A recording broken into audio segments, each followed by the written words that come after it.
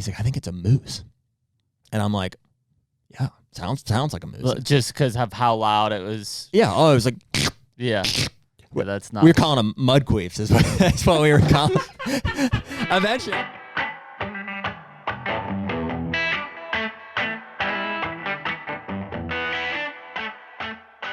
The HUNTR Podcast is brought to you by Deer Grow.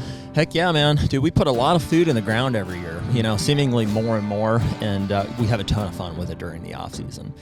There's some struggles that come with it too, though, right? Obviously, the back of my truck is evidence, right now. It's a couple weeks after I jackknifed, a 4,800-pound material spreader, as I was coming down, and it was too much weight for my truck there. But, all those struggles aside, Deer Grow really has been a staple for our food plotting process for several years now. Yes, we like to put lime and fertilizer on the plots, if we can, but there are some that it's just we're not able to get to them, or it's not feasible for us to get out of state with that stuff. And so Deer Grow is kind of the quick and easy but still super effective option for us to be able to get the most out of those food plots that we can every year. Yeah, and we're guilty of overanalyzing things just like everyone else, but that's the best part about Deer Grow is that it's going to create healthier soils, which in turn makes better food plots. And the fact is we can simply spray plot start or plot till when we put the seed in the ground, and then when that plant starts to grow, we hit it with boost.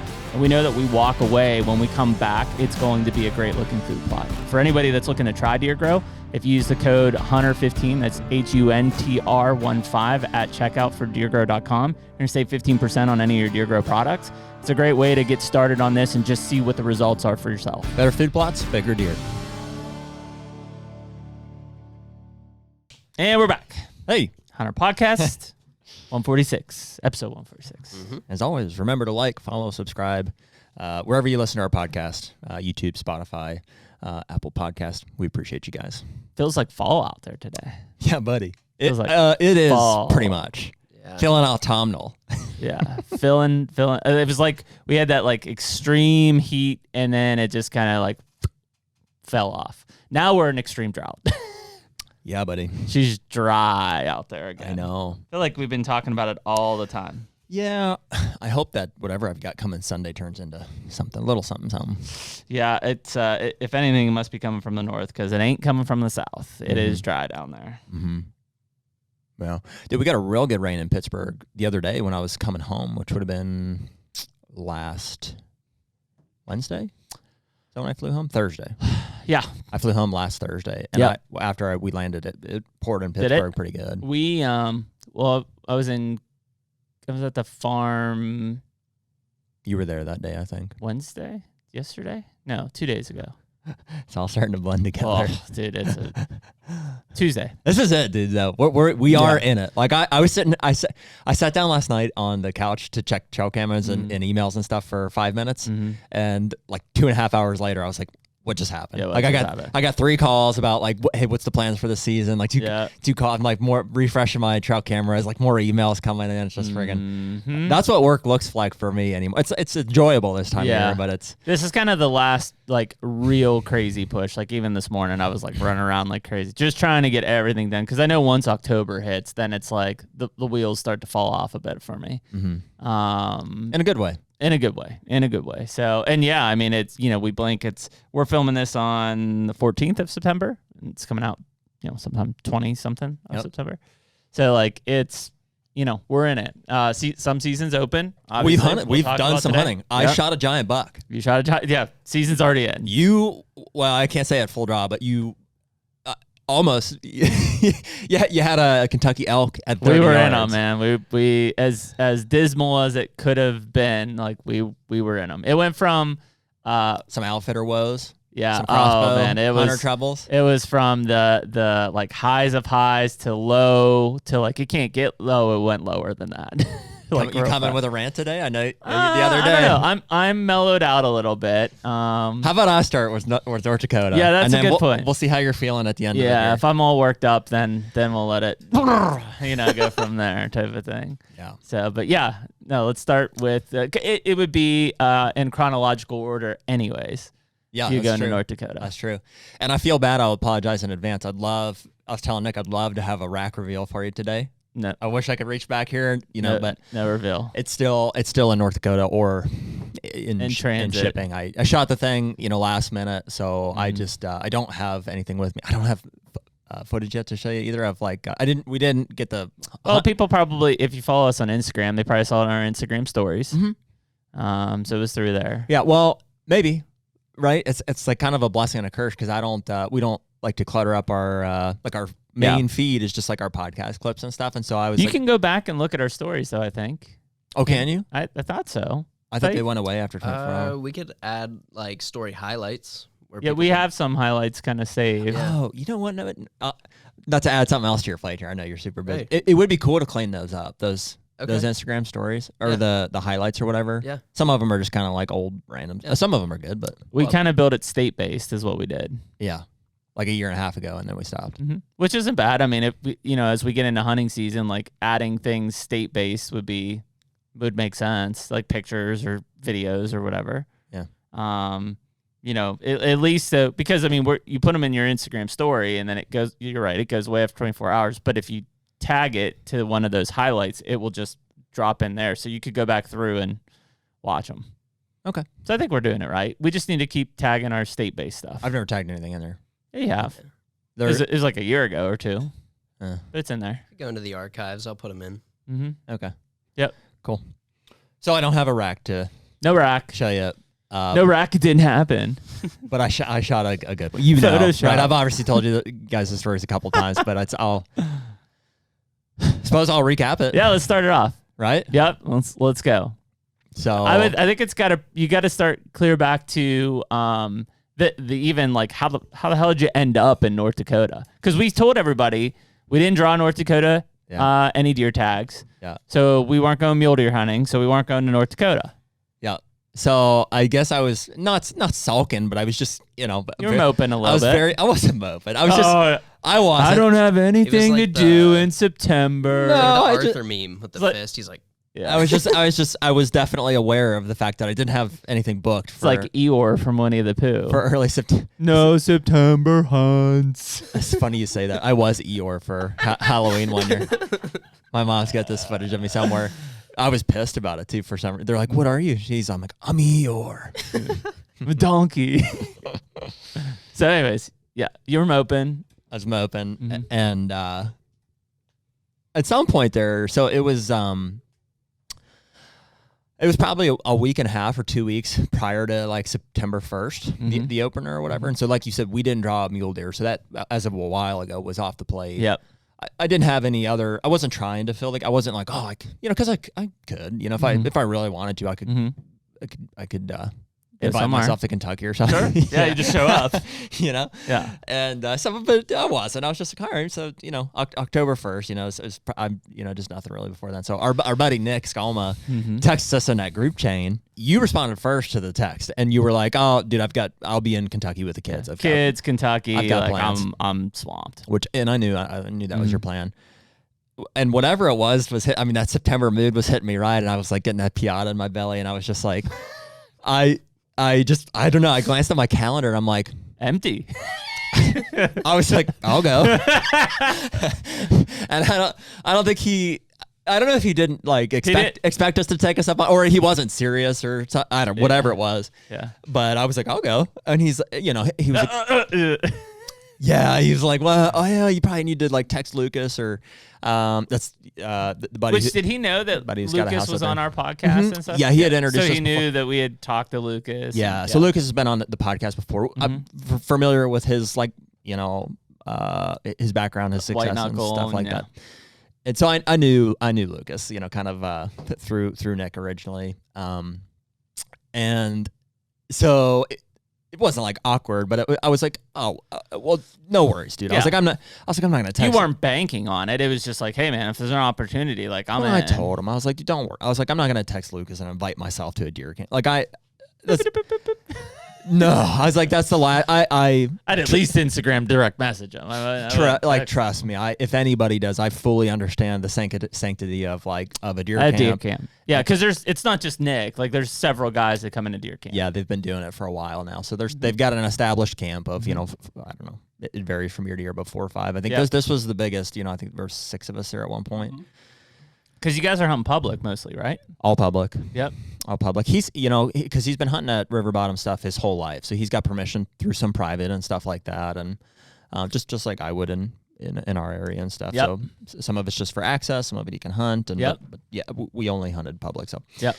But so how this went was, he's like, oh, okay, well, I'll text Lucas and like let me see, and we didn't really hear anything, and then there was a moment of awkwardness there, and a day passed, and the next day I felt weird about it, so I was like, I need to just reach out to Lucas. Yeah. And so I did. I ended up calling him, and I was like, dude, I want to get this out on the table. So just so you know, I was like, I would never just like invite myself to a deer camp. I was like, I get it. I understand, the gravity of that and stuff. And he's like, dude, I know. He's like, just let me stop you right there. He's like, I know exactly what happened. At the end of that, he's like, so all that said, he's like, dude, there's always room for a guy in camp. Like, he's like, you should come. It would be awesome. And I'm like, okay. Well, and at this point, you have not discussed with Margie. I haven't said anything. Yeah. I haven't said anything. So it's the day after Nick sent us that original text. And we're tight. Like, I mean, we're talking. Oh, yeah. 8 or 9 days. Yeah. Yeah, it was like a week and a half before. Yeah. Uh-huh. And so I was like, okay, dude, I need to run this past March. I need to see if there's even any flights available. Because I can't drive by myself and stuff. And yeah, that's far drive. And Lucas has the setup, right? We would be staying at his house and stuff, and so there's no need for me to drive. I don't need coolers and all that. So that night or the next day, hop on and find some flights. Like I think Delta and United are the only flights that fly in there, and because you flew into a small airport. Yeah, flew into a small airport for Lucas's privacy and stuff. I won't share exactly where it's at, but it's the western part of North Dakota is where we're at, and it's public land. And so his one contingency is he's like, well, you can't tell Nick, so yeah. So we're gonna like surprise him, and so how did that go? So you, at first, everybody was going to come in the same day except for Nick. He was going to come in a day after you. Mm-hmm. But then, as we've talked about numerous times, the weather looked like dog shit. Yeah. It was like 95 degrees every day. Yep. So booked the flight. It was gonna be a surprise for Nick. Yep. And so you were gonna basically be in the car when Lucas went to pick Nick up at the airport and like pop out. We were gonna plan something to surprise him there. Yeah. Yeah. And so we're getting closer to the trip. I'm like 2 days out from when I'm supposed to leave, and was watching that weather, and we were gonna like just miss it. You're losing me with texting that much. You're good. I can't focus. Yeah. Sorry. And so I texted Lucas and I was like, dude, what do you think? Like it was going to be like 97, 96. And then like the day I was supposed to fly out, the next day was like 76, like big temperature drop. And the next couple of days looked awesome. And so I was like, I'm a guest, right? And so I'm like, I'm just flowing with it. I was like, I'm lucky even just to be going. But I texted him and I was like, dude, what do you think about this? I was like, you think this front's going to have a big impact, or is this something I should consider like changing some flights around for? And he's like, looks good. It's like a first cold front of fall. Yeah. And Lucas is very much like, all right, dude, what do you think? Like, what do you think? Yeah. And I'm like, man, I would hunt the cold front. I'd consider switching and hunting that cold front here. So I actually ended up bumping my flight back 2 days. So instead of flying out Thursday, I flew out Saturday. And that bought me 2 extra days of that cold front to hunt, which in hindsight, I mean, dude, is what ended up killing this deer, probably. So, fast forward. Those guys all fly in on what, Thursday? Thursday and Friday. Everybody's like rolling into camp. And you come in on Saturday? On Saturday. Yep. Yeah. And so, and I want to get this out there. It's illegal to guide on public land. So like, this is not a guided operation. No, Lucas is just putting you guys up. At all. These are friends. It started with 1 or 2 guys. Yeah, you're not paying Lucas to do any of this stuff. Absolutely. And so, over time, it's just, Lucas has got a camp of guys just like we do in Ohio and stuff. And like, that's an interesting point that will come back up in my elk conversation about the public land guiding. Well, and I don't know what the regulation is from state to state, but I know because Lucas told me specifically, he's like, in North Dakota, it's illegal to guide on public land, which I think is the right move. So there was absolutely none of that. Certainly you could say some guidance, some intel. He's been hunting there for a long time. Yeah, but that's among people and no money was exchanged. No money exchanged. No, nothing like that.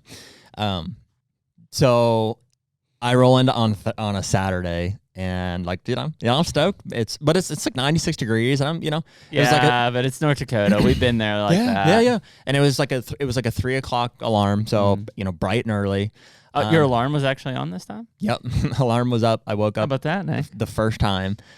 I had a... He's easy to get up when it's time to go hunting. It's the other things that I have to get up. Not so much. Yeah. No, I woke right up and I had everything packed in a big... I had like a 50-pound duffel over my shoulder. And I had my bow, which I don't think I've ever flown with my bow before. I was going to ask you that. Smooth. Easy. Because you guys drove to Colorado last year? Yep. So, no, I don't think you have. Yeah, so I had that SKB case, that new RX-7 that fits in perfectly. I had 2 little Amazon locks on it. That case is clutch. It's money, dude. Can't beat it. Yep. And I had my carry-on, which was stuffed to the brim. I overpacked, just for you want to overpack. So flew Delta. That was real easy. I just checked those. I know you said it was really surprising how easy it was to Yeah, I just went to check in and they say, is it a firearm? I said, no, it's archery equipment. They say, okay. And they mark it as a special item and I say, just drop it over there. And that's it. And did they open up those up the case? I don't think, no, they didn't open it. Because I know they used to open them up and I took my word for it. You would see your TSA, they'd have a TSA thing they left in it showing that they opened it up. They wouldn't have been able to open it because of the locks. Maybe they pick them. It's a numerical lock. Oh. Yeah, so I don't know. Yeah, I don't know. They didn't open it. Interesting. They didn't open it, but whatever. I just said it was took your word for it. I don't think they could. I mean, they go through scanners and stuff, I'm sure, too. Yes. Yeah. So has to. They know what's in. Has to. So anyways, I get out there successful. Lucas and one of his other buddies come and pick me up at around noon is when I got in there. And we drive back to the house and we're scheming, not to overdo it, but how are we going to get Because Nick at this point has no idea. He doesn't know. And he's been kind of in the doghouse, which was fun for us because Lucas was giving him a hard time, right? About dude, you can't just invite people to camp, and Nick is such a sincere guy. He's he just wants to get yelled at so it can be over and we can move on from it. Nick's also a giant. Oh, he's massive. Yeah. A giant. Yeah, he's 7 foot. He's 6'11" and 3/4. He's monsters. Actually? Yes. 6'11" and 3/4. Yeah, he's 7 foot tall. Is he seriously? Yeah. I thought he was 6'7". I thought he was 6'4". He's 6'11". Oh, he's a monster. Oh my God. He's 6'11" and 3/4 is what he is. Yeah, he's a tall man. And that's crazy. Yeah. Yeah. So anyways, we roll in at 1 or 1:30. Those guys had hunted that morning. So it was second, third day of season at that point. And they hunted that morning. So everybody was sleeping. And but they'd been nap. I felt bad. I was like, how are we going to do this? Naps are sacred in our hearts. Yeah. But when I rolled in, naps were over. So I ran in and jumped in bed with Nick. And mind you, we've never met in person. And you thought he was 6'4", and now you realize that you're in bed with Lucas, the giant. Lucas told me on the way home or on the way there. So I knew, but it's hard to picture a 7-foot man though. I know. So I jumped in there and just, started shaking him and stuff. And I was like, dude, hey, buddy. I said, we got a big buck to shoot, I'm just I was like, I'm going to go get in your stand. I said, okay, I'm going to jump in there. And he's like, get off me. In just a deep slumber, Yeah. And it was funny. He was out, man. It took him took a little bit. It took him a while to come around. And eventually he's rubbing his eyes and he's looking at me. We're all standing there laughing at him, And he's he's like, Jared Prussia?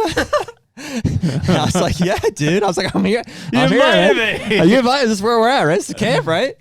And it was a good time. Yeah. I know he was kind of embarrassed or whatever, but it was all in good fun. So everybody kind of was getting ready to wake up around that time anyway. So we, I met the other guys in camp and just. Where was everybody from?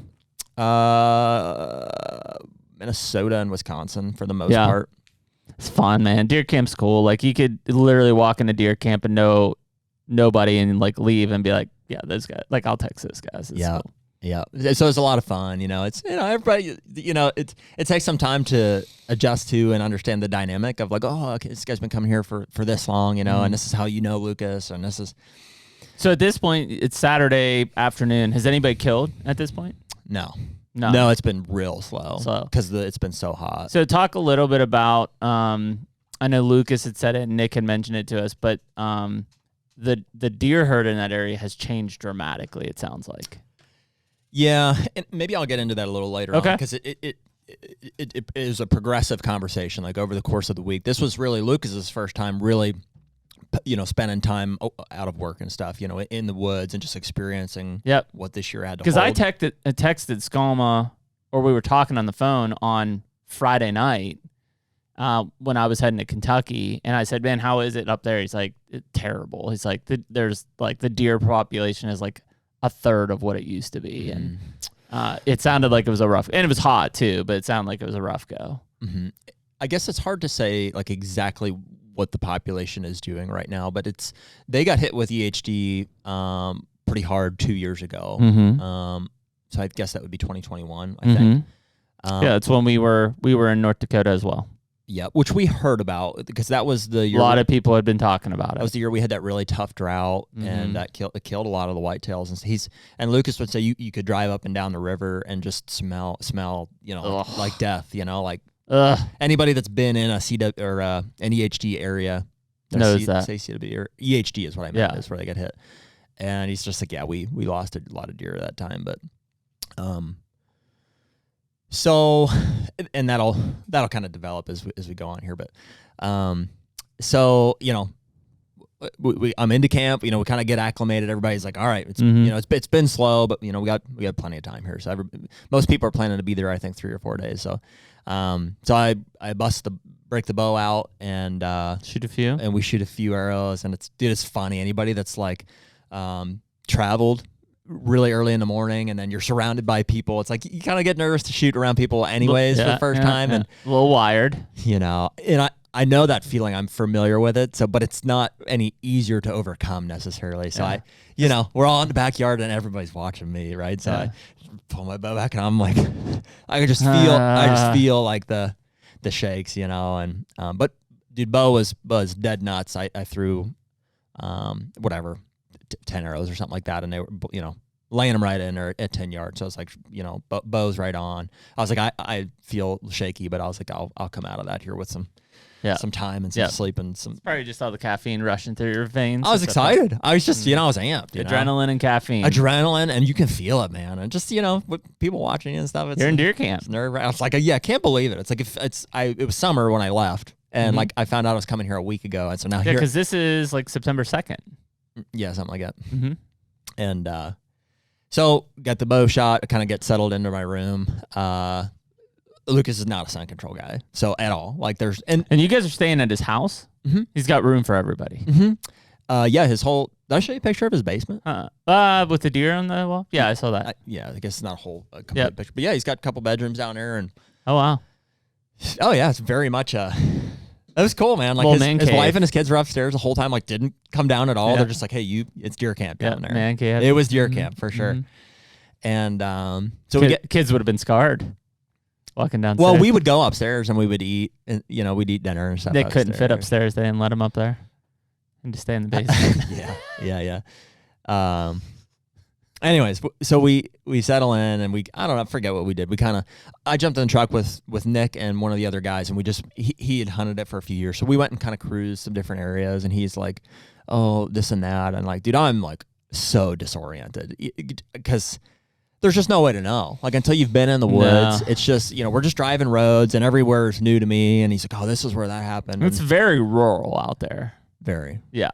Very. Yeah. I mean, Western North Dakota is just, it's a really cool combination of a few different like terrain types. So you go from badlands, which is where you have like the mule deer and it's just real rocky terrain, to kind of grasslands, which is where they have like pasture and all that, which filters down to more pasture and there's a lot of ag. So big ag closer to the river, and then on the river is public, and it's like timber. It's timber.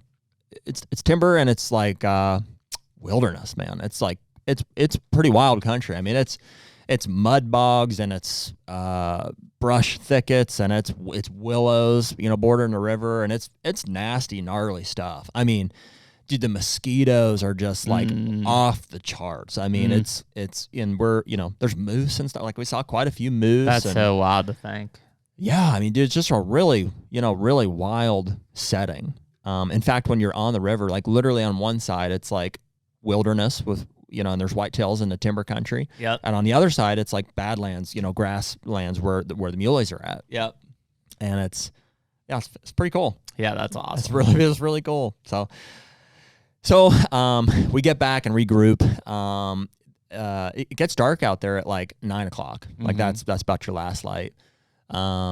So I don't know how we did it. We kind of just like divvied into groups, and I think Lucas was like, "Hey, I'll take these guys." Everybody just kind of already tuned into their spots. Yeah, everybody had been hunting their spots, or had different spots they were going to. So ended up that Lucas, a guy named Perry, and myself went to the river and got on a boat, and I don't know, the other guys went and kind of did their own thing. So there was a bunch of boats in camp. Like everybody, certain guys brought their own campers. Seemed critical. Oh, critical. Dude, by the end of this trip, we ended up putting like 100 miles on the river. Wow. Back and forth up to stands and stuff. It's huge. That's the best way to get into some of this stuff. So first night, Lucas and Perry and I get on and start heading down river, and it's like, we're doing it. We're going deer hunting. It's just like, it's a pretty wild experience. We got the bows in there, and everybody's loading up, and Lucas is just, here we go. We're heading down. And basically what we did was, there's a bunch of different channels, like old diversions of the rivers and stuff, and like just different places where you can find trails. And without diving into like bedding areas and stuff right out of the gate, which how would you know where they are? There's not like leeward facing ridges, or it's river bottom country. Yeah. Like it's all kind of contiguous, and it's all just as thick as the next and stuff. So we're kind of looking for, areas where you can go in and check for these crossings and stuff, and look for tracks and stuff, and then kind of go from there. And so, in the sake of like not giving too specifics, like I don't want to give up, exactly what he's doing and stuff. But basically, we found a good crossing. We walked up to the spot. And we're like, hey, there's a solid crossing here. There's some good tracks on it. They're fairly fresh. We're like, we need to just jump up on this. The wind's right for that. We'll pick a stand and we'll hang. So that's what I did. So first night, I get across this little crossing here, and I'm hot, and adrenaline's pumping, and I'm like just a mess from being up at 3 o'clock in the morning, and I get to this tree, and I'm like, I think this is a good tree, and there's nothing pre-hung at all. No. And so I get my stand hung, and I get my stuff kind of trimmed out, and here we go. I'm hunting. I'm in. I texted you some pictures and stuff, and the first night's just kind of a blur. It's like everybody's getting to their spots, and they hadn't seen anything yet, so it's not like I missed anything. And we're settled in, and we're going. I saw one doe that night. She kind of came in and read the script. She came down this trail and where they were going to cross through, and that was it. So got down and got out that night. Lucas picked me up with the boat. And we're like, okay, so that's kind of how this is going to work. Did you pull it or you left it? I left it. Okay. And I texted Lucas. I was like, what do you think, dude? Should I...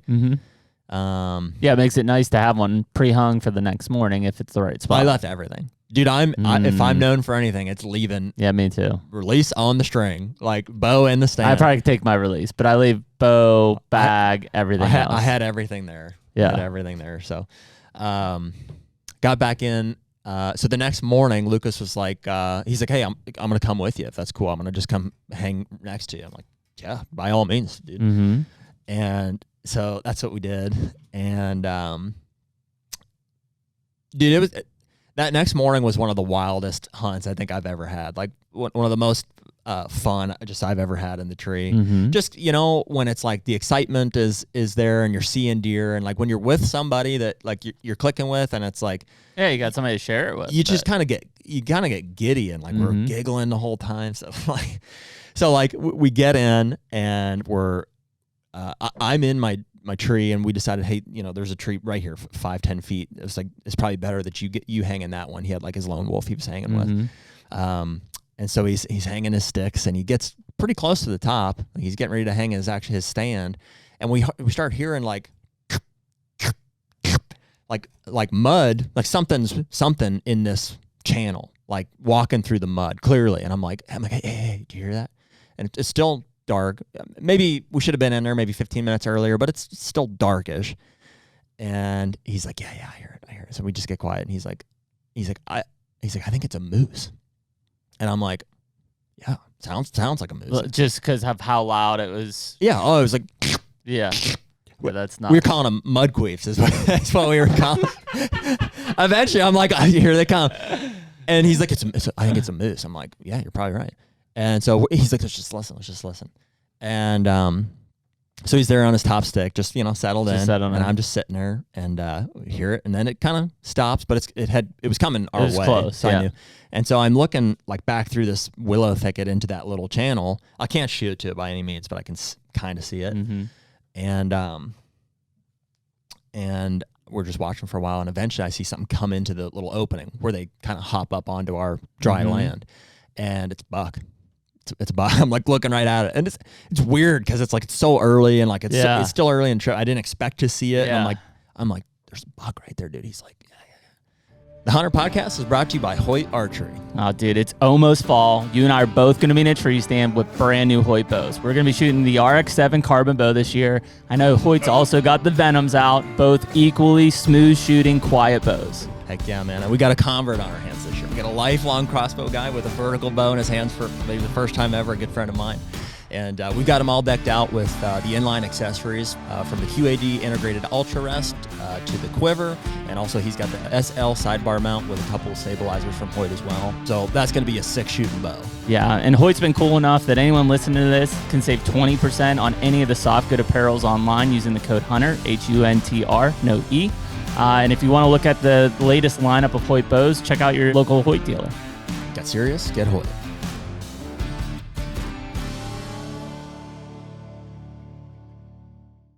And we just kind of watch him, and truthfully, I don't know what happened to him. Lucas swears that the thing came and walked 15 yards under our stand.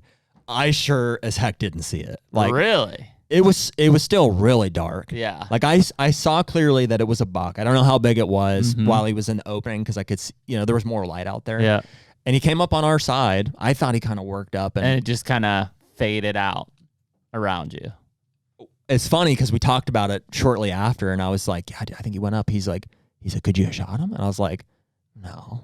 He's like, he was right there. It's like he came in like 15 yards. And I was like, what? I was like, no, he didn't. And he's like, yeah, dude, he was. And so he saw him walk there? So he claims. Like, what? I mean, I have to believe him, but I can't believe that I wouldn't have seen it. He's like, it was right there at 15 yards. And like, you didn't hear him or anything? No. Weird, man. No.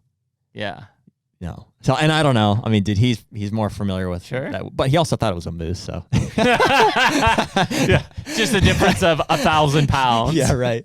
So I don't know what happened. It would have been way too dark to. I didn't even know what it was. So yeah. So that deer got past us and gave us enough time for he finished hanging his set there and got in. Yep. We're like, all right, off to a good start here, dude. I don't know, 20, 30 minutes later. We start hearing them coming. I'm like, here comes another one. That's so crazy, man. And then, so it was on the other side of the channel, whatever that mud was. And then it would get quiet. Because they're coming through the water at that point? They're coming through some kind of mud flat over there. Okay. And then it would get quiet, like they'd hit some dry land. Dry land. And then you would start to see them. So you knew. So I knew it was like a minute and a half. So they were already out of the water when you started to hear them? Like they had already crossed water at that point? I don't know what they were in exactly, to be honest. Okay. Because I don't think it was making that sound when they were crossing the channel itself. Yeah. It was just on the other side of it. There was some kind of mud flat that they're coming across. And then into the channel, which had water. Which is a beaver dam is what it was. Okay. So the upper half of it was blocked by beaver dam, and it's impassable water pretty much. Beneath it is the trail. Okay, gotcha. Right, and so that's Yep, where the makes beavers sense. have created this dry spot. And there's other things out there like that, little land bridges, Sure. things that block the water up. That's where those. I mean, that's what that's key landmarks for funnels and pinch points. It'll funnel them down, and where a guy will get caught is like they, the real obvious ones. It's just like it's like a pinch point in farm country. It's like a buck might come through here at some point, but not on September 6th in the daylight. Yeah, why would he? Right. They're just they're smarter than that. Yeah. But this one here was, really secluded, and we came in off the river. Coming back from ag, probably. Coming back from very textbook. Yeah. Very textbook. Oh, love that. Giant. And it's not like here's the field, here's the woods. Sure. It's like there's ag country. thousands of acres of ag country, and here's thousands of acres. So it's finding the details in that. So I start hearing, 20, 30 minutes later, here's and if we're like, okay, here it comes. And we're just giggling, like having fun. Like I feel way less pressure now because Lucas is with me. I'm like, the first night he just dropped me off in the wilderness. Was like, good luck. This morning I'm like, all right, I got Lucas is with me. I'm like, I still have to perform and stuff, but I have a resource here with me. And dude, there's mountain lions and a lot, like all kinds of crazy stuff out there. So it was here comes some does, right? We start seeing them. They're out in the channel, and then here they come. So we get real quiet, and Lucas has some footage of me. I'm from the first encounter. I'm excited. And first of the year, really. Also, I forgot my hoodie on those boat rides. Chilly. It was 8 miles one way. Yeah, chilly. So I was cold. I was cold that first ride. Diamond cutters. Yeah, nips were slicing. Yeah, and breaking the wind. And so I was excited. I was shaking, and which I was embracing. I wasn't trying not to shake. I'm just like, I'm good to be excited. I'm deer hunting. Here comes, and so these does are filtering through. They hop right up on our side of the island, comes through that same little hole that buck did, and they read the script. They come up and. So are you feeling good about your spot at that point, or are you thinking, I wish I was like over here just a touch? There was trees behind me that I would prefer if I had time and a pole saw to like really trim out. I was hanging for the kill. I was right on them. I was maybe 15 yards from the main. That's my style. The main X. Yep. And so I had to tuck on the back side of the tree and stuff, and so I was facing the tree a lot. Yep. So was what it was. Those all kind of come right through and worked off, and then as soon as they kind of get out of sight, maybe 10, 15 minutes later, he and I are like, here comes another one. It was just the wildest thing. It's like we almost didn't even have to be quiet because you'd hear them coming from so far off. That's so crazy. And so we'd be laughing and stuff, and where they come? I think another set of does and maybe a small buck come through, and it did like the same thing. But considering what people had been seeing, like you're in them. We're in them. Yeah, we were just just having a blast, and seeing deer, and they're all close quarters. You can't see anything until they're 30 yards max. And the morning was kind of slowing down, right? It was like kind of at the end of all this. It was about 8 o'clock. And so I forget, it got light at like 6, and most of the activities, first light, last light. But we'd seen does and stuff consistently throughout the morning, and then bucks came through first, and they made it past us back to bed already. And so about 8 o'clock, we're like, not itching to get down by any means, but, starting to like, okay, that's, it's probably it. And then, so, dude, I was like laughing out loud at that point, like, because we knew anything that was going to come, like we could hear them way off, and so we're just talking and making a plan. Sure, like, hey, what do you think? Are you going to pull the stand for this afternoon, or what do you think? And then we're like, and sounds, whatever it is, sounds heavier, like a deeper. Now a moose, maybe. And he's like, that's bigger. He's like, that's a bigger one. And it's like 8 o'clock, so pretty much broad daylight at this point. Got some sun coming in on us. And I'm just like, I'm like uncontrollably laughing. Like, cause I'm just like, we've had such a fun morning already. And I'm still, every deer's like got more adrenaline going in me and stuff. And it's still first day, right? I'm still, first morning. Technically first morning. And so we get quiet. We're like, okay. I was like, dude, Lucas is not good at calming me down. He's like, sounds like a giant. He's coming, dude. And so I'm just trying to like ignore him and control myself and like settle down, And so we get quiet, and he's like filming my broadhead, shaking like 4 inches in any direction. And so we get calm enough. And I see a doe kind of come down. We're like, oh, it's another doe. And then I look up and I see this buck step out and start hitting a scrape. And I'm like, there's a buck. I don't know exactly what he can see because he's 5-10 feet from me. And I'm like, there's a buck right here, buck. And he's on the other side of the channel, so probably 30-ish yards, but through dense willows. I have a few holes that I can see, but definitely not shoot. There's no way. And after, whether it's not a scrape, we checked it on the way out, but it's just a licking branch. He was just checking it out. He stepped out on that side and then walked from left to right. And as he's doing that, I didn't have my binos. I'm just naked eye. He was able to throw his binos up, and I'm like, dude, that's a giant. And I just see a wall of tines, full velvet. And he's same thing. He's talking. He's like, dude, it's a monster. He's like, and we just kind of encounter him for, I don't know. So he didn't take the same path as everything else. Only deer that didn't. Just like them big deer do. Of course, man. Stepped out, hit that little licking branch, walked from left to right on the other side of the channel. He read his script. And then disappeared, and we didn't know, right? So we're obviously like, holy crap, dude, like we're in the game here. There's a giant over there. We didn't know where he went at that point. It just kind of, he was out of sight. And so we're like, dude, they're coming this way back from bed. Like he might have tucked in beneath us, or maybe he's going to circle back. Maybe he jump up on the bank. Maybe he's right here in this willow thicket right in front of us. And so we're like, what do you think? We're just, contemplating what to do here. And right. So I think we sat there for another half hour, 45 minutes, maybe, just until we felt like the encounter was well in the past. Mm-hmm. And we're like, well, he either, is right beneath us here, like work down this way. I threw it out there. I was like, dude, do we have to sit all day for this thing? I was like, I will. That was a giant. Mm-hmm. And he's like, oh boy. he's like, I will too, but I don't know.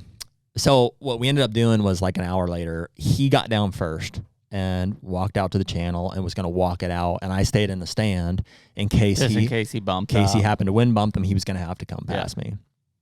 Never did. So he texted me 15 minutes after he got down and was like, hey, you're good to come out. And so he had seen that those tracks came down, walked up the channel, and then went back in the way he kind of had come. So the deer went back to where he came from? On that side of the channel. Yep. So he came down. He caught your wind or something? Nope. I don't think so. It's possible he picked up our ground scent. We had walked in that channel. Just wondering, because like all these other deer are heading to this bedding, and it seemed like he wanted to, and then ended up going back. Hard to say. Yeah. Hard to say. Also weird that it's 8 a.m. You would think he would have been one of the lead guys back in. Well, okay. So I asked Lucas a few days before we went out there, or it just came up. I was like, dude, do we hunt mornings out there or what? Because early season, traditionally, we usually don't. It's just evenings. He's like, oh, yeah, dude. He's like, mornings are your best chance, best odds. Wow. Especially on super hot days. Because that's peak movement in the evening into the morning, then back to bed. Exactly. And the mornings were plenty cool, right? So, in theory, them deer are sitting tight all day, may not get up till after dark. Yep. You okay? Yeah, I'm good. And then... So in the mornings, when it's nice and cool, they kind of just take their time getting back. Mm-hmm. So the encounter was over. We kind of got out. It's dude, I'll never forget that morning, just like how much fun we were having, and to see this giant buck. Yeah, because you texted me. I was scouting elk in Kentucky that morning, and you texted me, and you're like, dude, I saw a giant in full velvet, and I was like, what? And nobody else in camp had seen anything. Like I don't know. Part of me felt guilty, but it is what it is. Like you were, you're either in them or not at that time of year. Right. You were in them that morning. Yeah, and there's no way to know. Like I'm just on a crossing. Like there's any number of crossings. Any idea how good that buck was you saw at first light? No. I'm gonna say he was. It's not like I could really age him, but I'm gonna say it was at least a 3-year-old. And there was more than one buck. There was two. There was 2 or 3 of them in together. That first group. You could hear him, dude. It was cool. You could hear him like. And Lucas is good at it. He's like, there's 2 or 3 there. I can hear them. That's so crazy. I can't. It's hard to fathom when you don't. Confirmed not a moose. Just multiple bucks. Yeah. So first night we saw one doe. Next morning was off the charts. Loaded. By far and away the best hunt we had in terms of deer sightings and stuff. Lots of piles of does and stuff. Still hot though at that point. Like front hasn't moved through. Yeah, but in the morning I'm gonna say it was. Yeah, but I'm just in the 70s. You haven't hit the front yet. Nope. So that was Sunday morning. Yeah. Sunday night, went back to the same spot, and I don't think I saw anything. I think it was like totally stagnant. Yep. I forget kind of what we started to do from there. It was either that night or the next day. We kind of started to like bounce around a little bit. The wind would shift. You know, it would be coming from a different direction. Monday we had the front come through, and it wasn't a rain. It was no rain. Mm-hmm. It just was a 20-degree temperature drop and some pretty significant winds. Yeah, I remember you said it was like blowing like all hell. Yep. And so actually, I did hunt it. I hunted it that night, and I hunted it the next morning, Monday morning, and I don't think I saw anything. I think it was like really dead. Maybe that next morning I saw one doe or something, but really slow. And I don't know if they like picked up on that we were there. I mean, our access was dynamite. Yeah, it didn't seem like it. I mean, it seemed like they were pretty mellow moving through. Yep. Forgive me. And a little armpit there. That was weird. Old Faithful over there. Get a little geyser. So it started to slow down, even though that temperature had dropped and stuff. So the next night we went and hung somewhere else, and I was clinging to Lucas a little bit because while I would pride myself to say, hey, I can read sign and stuff. It's like, dude, this is totally foreign country to me. Unlimited time. Unlimited time and stuff. So it's not like you could just be out like walking around scouting all day. Yeah, right. So he's like, I was like, what do you think? What do you want to do tonight? He's like, well, there's another channel we're gonna go, and we're gonna. So when you kayaked? Yep, canoe. Yeah, Canoe. Yeah. So we jumped in a canoe and headed down this. I think it's an old irrigation channel, and same deal. There's like another, I think this one was a beaver dam as well. Bridge type Land thing. bridge. So got to the end of it, found this spot where they're crossing out of it. We're like, hey, looks good. So we went in and we hung that night, and we didn't really have a strategy for like. I didn't know we'd be hunting together at all. Because one of these days, Lucas actually hunted. It was that night. It was that night. He's like, so am I shooting first or you shooting first? I was like, I don't know. I was like, he's like, well, do you want tonight or do you want tomorrow morning? I was like, tomorrow morning. I was like, whatever. Yeah. Whatever's fine. I did honestly. I was just happy to be there. In the zone. I was just happy to be there, and it's so he hunted that night. We didn't see anything until like two does. I guess as you're listening to this here, like I'm trying to paint the picture also that, dude, this was tough hunting. Yeah. Like we didn't. There's something up with the deer numbers out there. Because it sounds like river bottoms, big ag. Like there should be a shitload of deer out there. Yep. And he and his dad would tell stories of. I mean, his dad's been hunting there since the 60s, 70s. He's like, it used to be like every hunt you'd see at least 5-6 bucks and stuff, and it's like, wow. And a true oasis, like they'd be piling out of there and stuff. That morning you had, like, it used to be like that every hunt. Mm-hmm. Yeah, and dude, it was really tough, really challenging. We were having fun, Because at some point, other guys shot deer, right? Yeah, it wasn't until I think a little later in a trip, but it was one of those days. So we'd hunted that night, and that's Monday. Saw pretty much nothing. That was Monday night. The following morning, I think we went back and gave my first spot one more try. Mm-hmm. So at this point, I've only hunted 2 spots. I've hunted mine 3 or 4 times, and we've hunted that one that Lucas and I hung that night the one time. So we go back and we give it one more try, and I don't think we saw anything. Mm-hmm. And I mean, it's just weird. Like we're like, dude, what? Yeah, 0 to 60. What happened? I was like, 0. it's Tuesday. And what day are you leaving? Wednesday's my last day. Yep. Now it's Tuesday. And most of the guys are leaving that day. Tuesday. That day. So I think one of the guys had shot a nice I forget what he was, like a 10-point full velvet the night before on another piece, just somewhere else. Mm-hmm. It was kind of like, I don't know, it's just kind of like they were doing that thing and they didn't need help recovering it and stuff. Yeah. And so they went and took care of it, and it was a questionable hit, I think. So they went back the next day and they found it, recovered it. Mm-hmm. Nice deer. And so yeah, we're getting into the main part of the trip there, even towards the latter half of it, where it's like the hunts have really slowed down, even though the weather feels great. Nick left, I think, on Monday. Mm-hmm. Sunday or Monday early morning. one of the other guys had left. Like camp's kind of dwindling. Like we're getting down. Which to, you knew that was going to happen. Yeah, with yeah. The way that you scheduled the trip. Yep, and I knew that by the end I was going to be the last one there, just because I pushed my flights to 2 days, and so,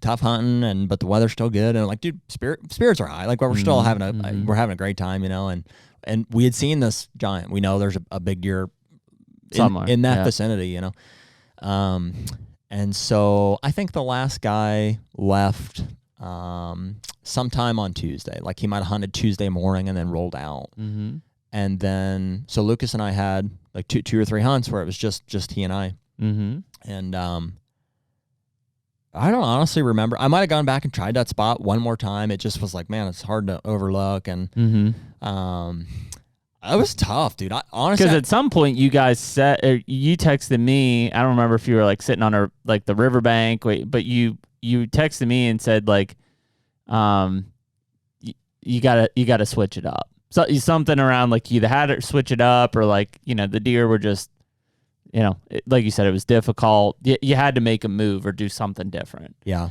Yeah. And I don't remember if you guys scouted. Did you end up scouting like in like a mid-morning or something? You were sending me pictures of it.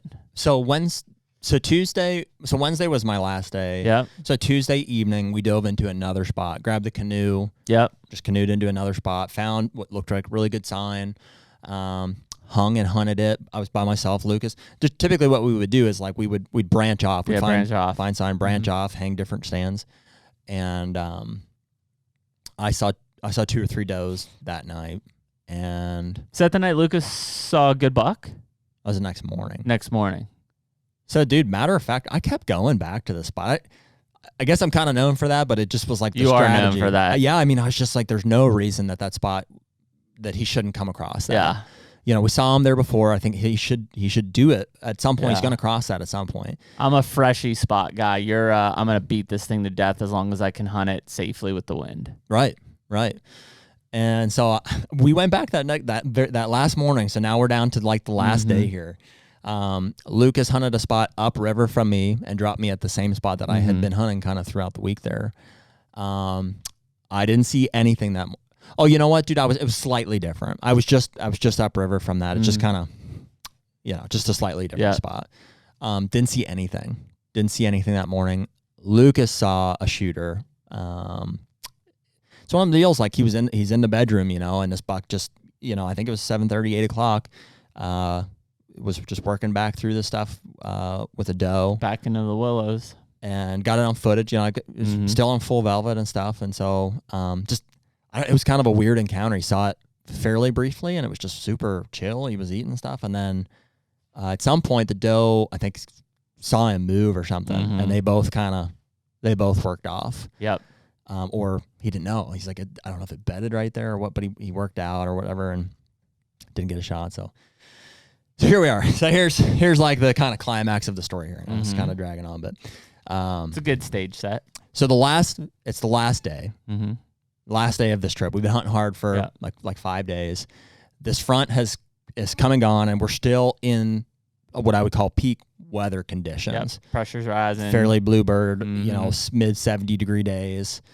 First morning has passed. I didn't see anything that morning, but Lucas saw a good buck, and so if there was a time to get aggressive and make a move, like that, this was it. So we had a wind switch that allowed us to kind of hunt the opposite side of the public from where I had been hunting. So in the same ballpark vicinity of where we thought this deer might be.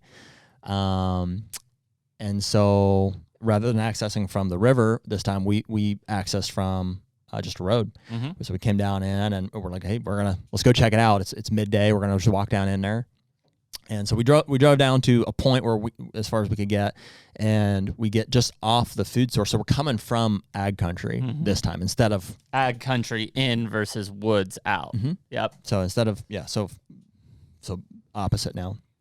And pretty quickly on, we find a big fresh scrape, and we're like, good sign. That's good sign. Good sign. Like, okay, so they're clearly coming out somewhere here this way. So, and this was really interesting for me to observe. Lucas's scouting strategy, because I was like, I might have been like, let's hang on the scrape, and they're coming out to this food source, and but I think he just knows better that out there. He's like, and the whole week, dude, we hadn't seen a single deer in the field. Yeah, they weren't getting like there. not one. Like they don't get there before dark. So he's like, well, yeah. He's like, let's go. Let's push in. So we pushed through this, Yeah, and it's early season. That's, I think, where your conservative mindset comes in. It's like, it's only September, But yeah. Yeah. So we pushed through this big, I don't know what it was, 200-yard, wide stretch of fairly open timber, but with tall grass and stuff in there that, we found plenty of beds that were like, if you envision a buck comes out of his main bedding area and kind of just has a staging bed. Yeah. That's probably what those were. And so we found a few beds as we're working through there. And eventually we get back to this next channel. So, almost all this stuff has some sort of channel that they're crossing. Get back to it and get down in there. And sure enough, big buck track. And we're like, oh, dude, that's one of the bigger buck tracks that I've seen. And it was fresh and it was all over the place. Like he'd been kind of coming in and out. And there was, a pretty obvious, like, there he goes. He's walking right across this little land bridge up into that island. And so, we're excited about that. And I'm like, but also, time's dwindling here. And I'm like, hey, that's going to be a last ditch, if anything. And so we kind of observe that, and we don't go into the island. He's like, yeah, if you walk on there, we might bump everything off and stuff. I'm like, okay. So we back out and go, I don't know, 3/4 of a mile to a mile further down this alfalfa field to a different access point. And we're like, hey, we might find something similar on this side. And we did, it looked good. We've found some trails it's textbook where they're walking into this willow thicket and stuff. And we're like, okay, there's these 2 spots. I was like, dude, the wind sets up well for these tonight. And he, I've been observing how he's reading the sign and stuff. And he's kind of trusting me. He's like, how far in there you want to walk, and stuff. And he knows. He's just kind of testing he knows. Point. Yeah. And, so he's a good teacher in that respect. So, so we're standing there kind of hem-hawing about, he's like, okay. So he's like, what do you think? He's like, which one do you want? Yeah. And I'm like, I'm conflicted because I'm like, first of all, I don't know necessarily. I'm like, man, I saw how good the sign was at the first. I also don't want to be selfish and be like, oh, I want the better spot. And so there's that. And so I was like, dude, I feel like being the last night, I was like, if I'm going to kill one, I said, I think I need to be on that island. I was like, that's, the tracks are they're too fresh. I was like, there's a big deer in there. That's right. That's where I should go. And he's like, that's the right answer. He's like, all right, dude. He's like, if you're going to do that, you can't just set up on that land bridge. He's like, you need to push in there and push back as far as you can until you can't go any further. And I'm like, okay. Like aggressive. He's like, you need to get in on him. I'm like, okay. I was like, so what do you mean? Like how far? He's like, I don't know. He's like, just, you got to get on them tracks and follow sign until either you can't go any deeper quietly or, you get to a point where the trails are dispersing and like you're in the bedroom. Yeah. I'm like, okay. So whatever that means. And so that's what we did. We went back to the house, kind of regrouped and got our, loaded up on our thermocells. For the first time ever, I took them up on a mosquito jacket because, dude, holy cow, were they vicious. Yeah. I'll say this too, like there's a reason guys don't hunt North Dakota in September. And it's because it's gnarly. Gnarly. Yeah. Just thick and nasty and hot and mosquitoes. Swampy. Very few deer sightings. It was really challenging. And so here we go, off to the last night. Lucas is going to hunt that other spot. We drive out there together to pretty close to where that scrape was at, and he drops me and he keeps on going. And so for really the first time in the trip, I'm on my own completely, you know, and I've got a ways to go of reading sign and stuff before, I make a decision about where to set up. So I cross the scrape, through this first little wood lot. I get down to the land bridge where all these tracks are at, and here we go. We're up into the island. And right at the start of the island is where it starts to feel like, when you're on the edge of like a bedding area, basically a big buck bedding area. You're like, okay, every step from here on out matters. Yeah. So I start easing in there, and I get on. I mean, it's like you there's no question about where the trail's at. It's like there's There a they are. highway pouring back into this thing. And I'm trying to keep close attention to where his tracks are at as compared. I mean, they're big. Because you're seeing them. They're big enough that I can tell the difference between him and some other deer. Yep. And so I start pushing back there. I'm like, 50 yards, 75 yards. I come across some saplings that are shredded. Like within past couple days, I can tell. I'm like, those are fresh. Not big trees by any means, but shredded.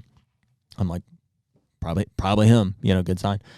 And so I keep going, and the trail starts to kind of dissipate, like disperse a little bit. Like the ground gets a little drier and crustier, and I'm like, I'm not on a highway necessarily, but I can still kind of see either side of the island here. I've got willows on this side, and I can kind of see the edge of the channel on this side here. So I'm like, I'm just gonna keep going. I keep pushing 100 yards, 150 yards. 200. I keep walking. I'm in this one other like dried up waterway, and I'm like I could just envision him walking out this at night. I'm like, man, I don't know. He could be bedded in these willows, but I'm like, I felt like I had to keep going. Before I set up, I was probably back there. I'm gonna say at least 250 yards, maybe pushing 300, somewhere in that range. And it's not a big island. I mean, I showed you the map there. So I'm 2/3 of the way back and at the back of this island, it's not a true island. It does connect to more. So I'm going back it as far as I can, and in theory, that's the route he will take on the way back out to eventually end up at those food sources. So where I ended up setting up is right on the edge of kind of where them willows kind of have a hard edge, and there's the trail coming out of it, and there's kind of it almost looks like a clear cut, but there's no timber happening down there. So it's just, I don't know, flooded out, maybe? Flooded. Something had knocked down this big timber, and it was gnarly. It was clearly a thicket.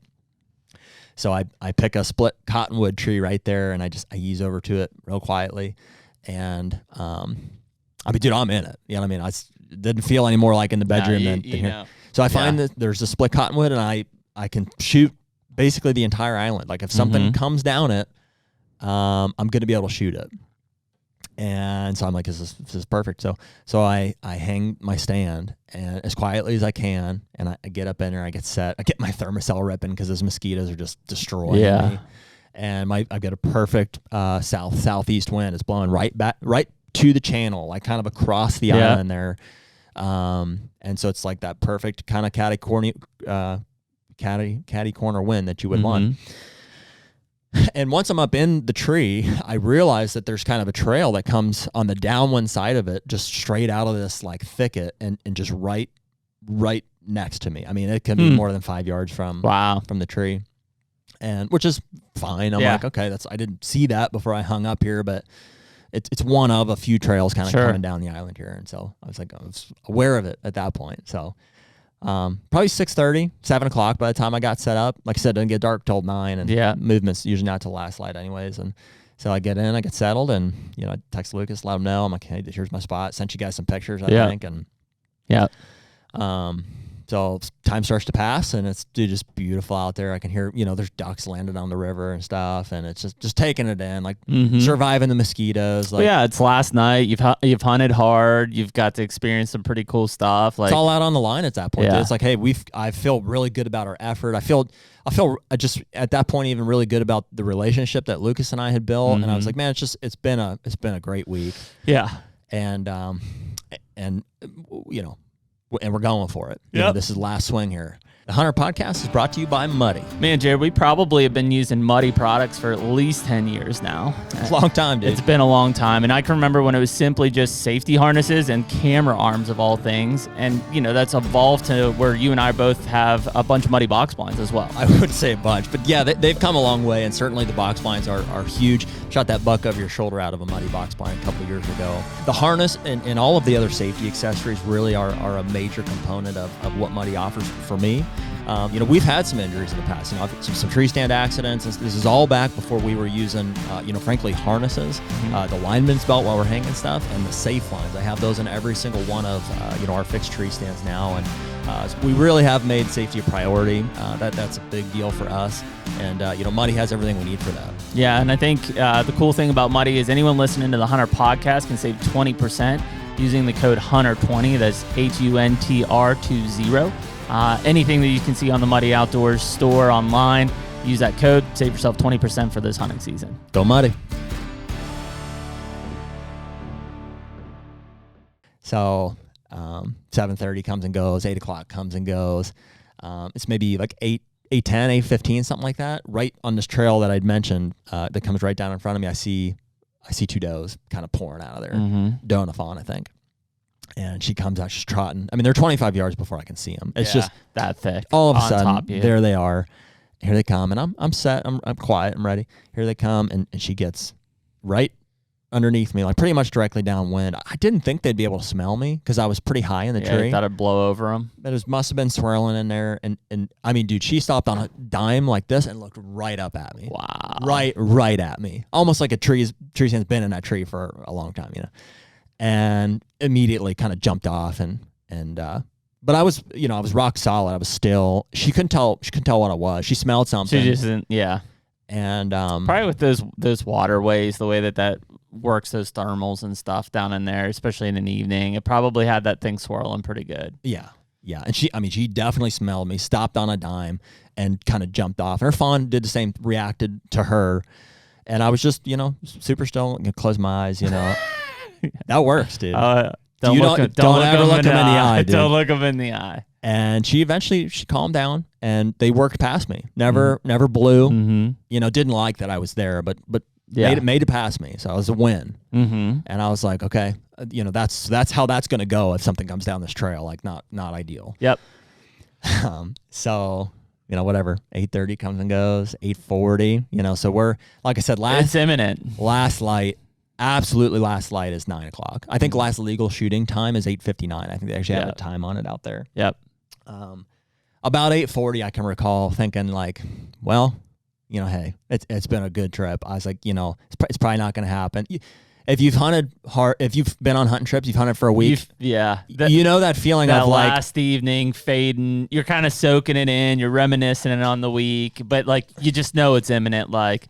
Sun setting on this one, boys. Yeah, I just like tucking in my napkin, getting ready to slip on or slurp on some tag soup, Yeah. And I feel it coming, but I'm grateful for the week, and I'm you're good, Nick. You don't have to crawl. and so I'm just kind of like, it's that feeling. If you've been there, you know what it is. It's like, well, I guess it's eating another tag. Yep. It's a good week. And mind you, this whole week, I've seen one buck, and he was a giant. I've seen one buck and few does, plenty of sits with no deer at all. Been a tough week. Very little sleep, and at 8:50, I hear something coming down a trail again. I look up, I see a doe. I can just immediately same trail as the other two. Same trail. So 25 yards, I can see this doe coming down. I see big old floppy ears. Something I forgot to mention to you, when I saw that buck the first time, he was with a doe, like not tending her or anything, but just with her, just clearly together. And it was like enough that we noted it. I was like, that was weird. Like he's like with this doe. So I see this doe coming down the trail, and here she comes. And a matter of seconds later, I look behind her. And I'm like, there's a buck. I see a buck coming down the trail, and it was such a quick encounter. This is at 8:50, mind you. So last light, still plenty of like dusk, and it's pretty open, not real canopied. So I can see him well, but I just basically see his frame. I can see the cage, and I can see body, and I'm like, just whatever it was that triggered it in me, I was like, shooter. Yeah. I don't know. Yeah. I really don't know what it was. It's not like I was like, oh, that's that deer. I definitely didn't realize. I saw that it was in hard horn, and I saw he had a decent frame on him. Not like super anything outstandingly wide or anything, but I was like, that's a shooter. And they're coming down the same trail, and I know it's not going to go well. Yeah. So they come in, and this doe gets to the exact same spot, does the exact same thing, just stops on a dime, and doesn't look at me, but just takes a few jumps, like is startled by the smell. Apparently I'm pretty putrid, right? Well, I mean, it was hot and you're sweaty. Well, dude, they've got dogs and cats in the house, and we've been pouring gas and stuff in the boats all week. Yeah. So, I mean, I had a smell for sure. Yeah. Therm smells ripping. This doe kind of bounds off a little bit, and at that point, I know the gig's up. I was like, it's not going to be a natural movement thing here. And so I have my hand on my bow back behind my left shoulder already. And as soon as she does that, I grab it and I bring it through this little gap because I'm in a split tree, remember? And he's behind the other portion of this tree. So I have good cover and he's behind it. So I know he's there. He's like 10, 15 yards behind this thing. And I bring it through and I get it on this side of it here. And I see him start working back towards the bedding area. Not on the trail, but kind of basically doing looping back in. Kind of catty-corner. He's just cutting back through. And I mean, it's thick. Like when I actually walk through that stuff, it's 6 foot tall stuff. There's just holes in it. I see him working back through there and I just see, I still don't know what he is. Yeah, just a frame. And it didn't matter at that point. I had flipped the switch. I'm like, I'm killing this deer. And I come to full draw and I settle in and I see him hit this little gap. How far? Probably 18 yards. Yep. If I had to guess. I don't know exactly, but close. Yeah. And I stop him, just I know I did it twice, and he stops and he kind of like looks over in my direction. And I remember briefly before I let her eat, just seeing like a row of tines. I remember I would describe it like a shark jaw. Like I just remember seeing a lot of tines, like you know what I'm saying? Yeah. And I let her eat. I held right on her and I crushed him. I was like, whatever that is. I was like, I just hammered him. And he took one leap back into the bedding area and it was dead silent. And I was just like, from the time I saw him to the time I pulled the trigger, I wish I had an actual time on it, but it could not have been more than 30 seconds. Wow. I mean, it was such a fast encounter to go from, I hear something, that's a shooter, she boogered, I'm at full draw, I just shot him. And then he jumped into the bedding area and disappeared, gone. I saw that lighted knock disappear right where it should. I felt good about the shot. It sounded great. It sounded like lung, Yeah. And it was over. And I was like, I don't know what happened to the doe. She ran off at some point, and I didn't have time to get excited. Yeah. It wasn't, and good thing, because if I had known what deer it was and like watched him work a scrape for 10 minutes, I would have been shaking like a leaf. It just happened. It just happened fast, and I fortunately I was able to like hold it together and make that happen. And I texted Luke. It was 8:50. It was 8:50, like on the dot. And I texted Lucas. It was weird. Sorry about that. I spat at you. Usually when I shoot something, I call. I'm one of my calls. I was like, hey, I would have called you. I'd have called Margie. Yeah. And I'd been like, hey, I just shot a giant. That's exactly what I would have said. I just shot a giant. Yeah. And I didn't know. I didn't know what I shot. I knew it was a shooter. I knew it was a good buck. I didn't know how good, but I knew I hit him good. Yeah. So I just like, then I started to get excited. I was like, I just shot a buck. Like in my head, I'm like, I shot a buck. Like it was just like happening in real time. And I texted Lucas and I was like, you up for a blood trail? I'll pull it up here. I was like, you up for a blood trail? He goes, yeah, buddy. He was like, yeah. He's like, I can't get out of my tree fast enough. But he's like, are you serious? And I was like, yeah. I was like, I don't know what he is exactly. I was like, it's a good deer though. And he's like, hell yeah, dude. Like, let's freaking go. And literally both he and I were like, dude, we literally were praying that night in the stand.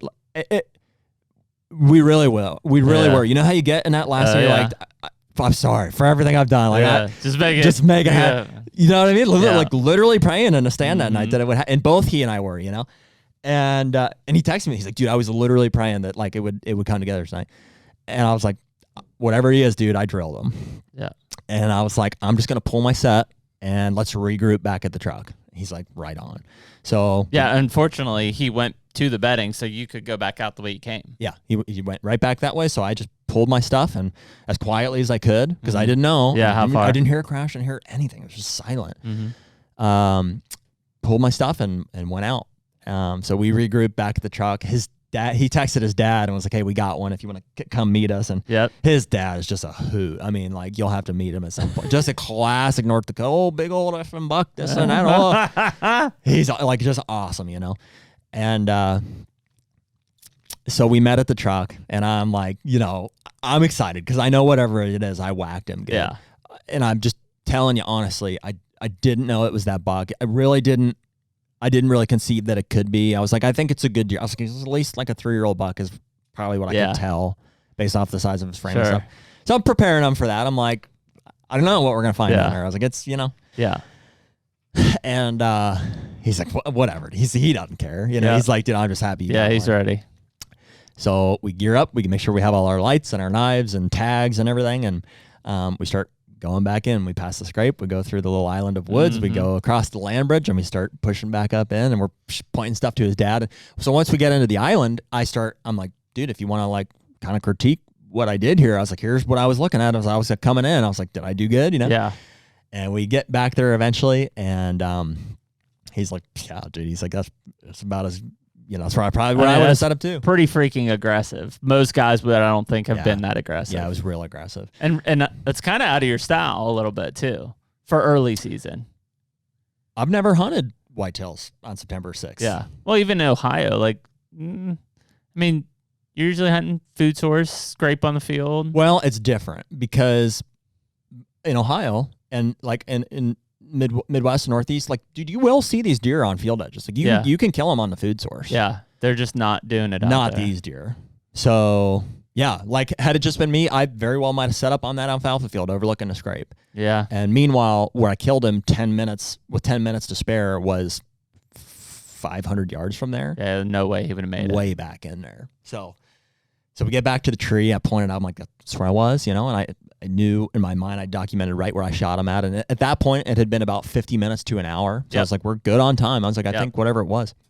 I said, let's just tiptoe over to where that arrow should be and see what it looks like. And somehow, so I shot those nocturnal F-Nox. And they're great. I mean, they always turn on. And for some reason, though, this one turned off. And you said it did turn on. You saw it fly through where you want, but then it shut off. And then afterwards, I don't know if I hit something really hard or maybe not shoulder or anything like that. I mean, it clean pass through. You're shooting severs. Oh yeah, first year for severs. Yeah. First year at the sever, and so blew through him, and so anyways, that knock was off, but we found the arrow. It was right there. It was just laying in this brush, and I picked it up, and we're all three of us are like looking over it, and I'm like, looks good. Freaking looks pretty good. I'm like, that's about as good as it could look. It's just drenched. And his dad's like, oh, does it smell? And he's like, he's smelling. I'm like, I don't think so, man. I think pulls it down, has like a blood mustache. He's like, I don't know. I think it's good, dude. He's like, oh, it looks pretty good to me. And he's like, Lucas is shining, and he's like, there's, dude, real good blood right on impact. He's just spraying everywhere. Good feeling. Good feeling. So I'm like, what do you think? I was like, should we go? And he's like, let's go. So I lead the charge. I start, and dude, my vision for blood is not that great. You know this about me. I know. So I told him, I'm usually with you. I told him this. I was like, hey, I can see blood. I don't know what it is. I'm not that good at it. Yeah. And so we're kind of going together, and we're going, and it's immediately gnarly, thick country, and like, so we're just taking our time. Like, here's blood, good blood. I can look up there 10 yards. There's the whole log is splattered. I'm like, dude, he ain't gonna go far. So we get up there, and I hear Lucas. He goes, holy fuck, there he is. He goes, it's a freaking giant. And like, dude, we just, and he's 5 yards from us at that point, and he just erupts. We all do. We just all scatter around, and he didn't pick him up, he's just waiting for me, and we're swarming this thing. He's like, it's a freaking giant, dude. It's that buck. Wow. And we're just like, I just beyond excited, and it's just like, there's a few moments there where it's almost like too much, where I just like have to take my hat off and like walk away. And it's like, is this really happening? We do have some footage of that. I think that we'll put up on social at some point. But it was just like one of the, probably the most unforgettable like recoveries certainly that I've been on so far. Clean recovery. But maybe ever, just because we didn't know. I had no idea that it was that deer. I knew it was a good deer, like I said. I mean, I knew it was a shooter, but I did not know it was that deer. Wow. And he was fully rubbed out, hard horn. He had just a bit of velvet. So we're talking, what, 3 days since you saw him? 4 days? 4 days. I saw him Sunday morning, and I shot him Wednesday night. So 4 days, and he gone from full velvet to clean. Mm-hmm. Yep.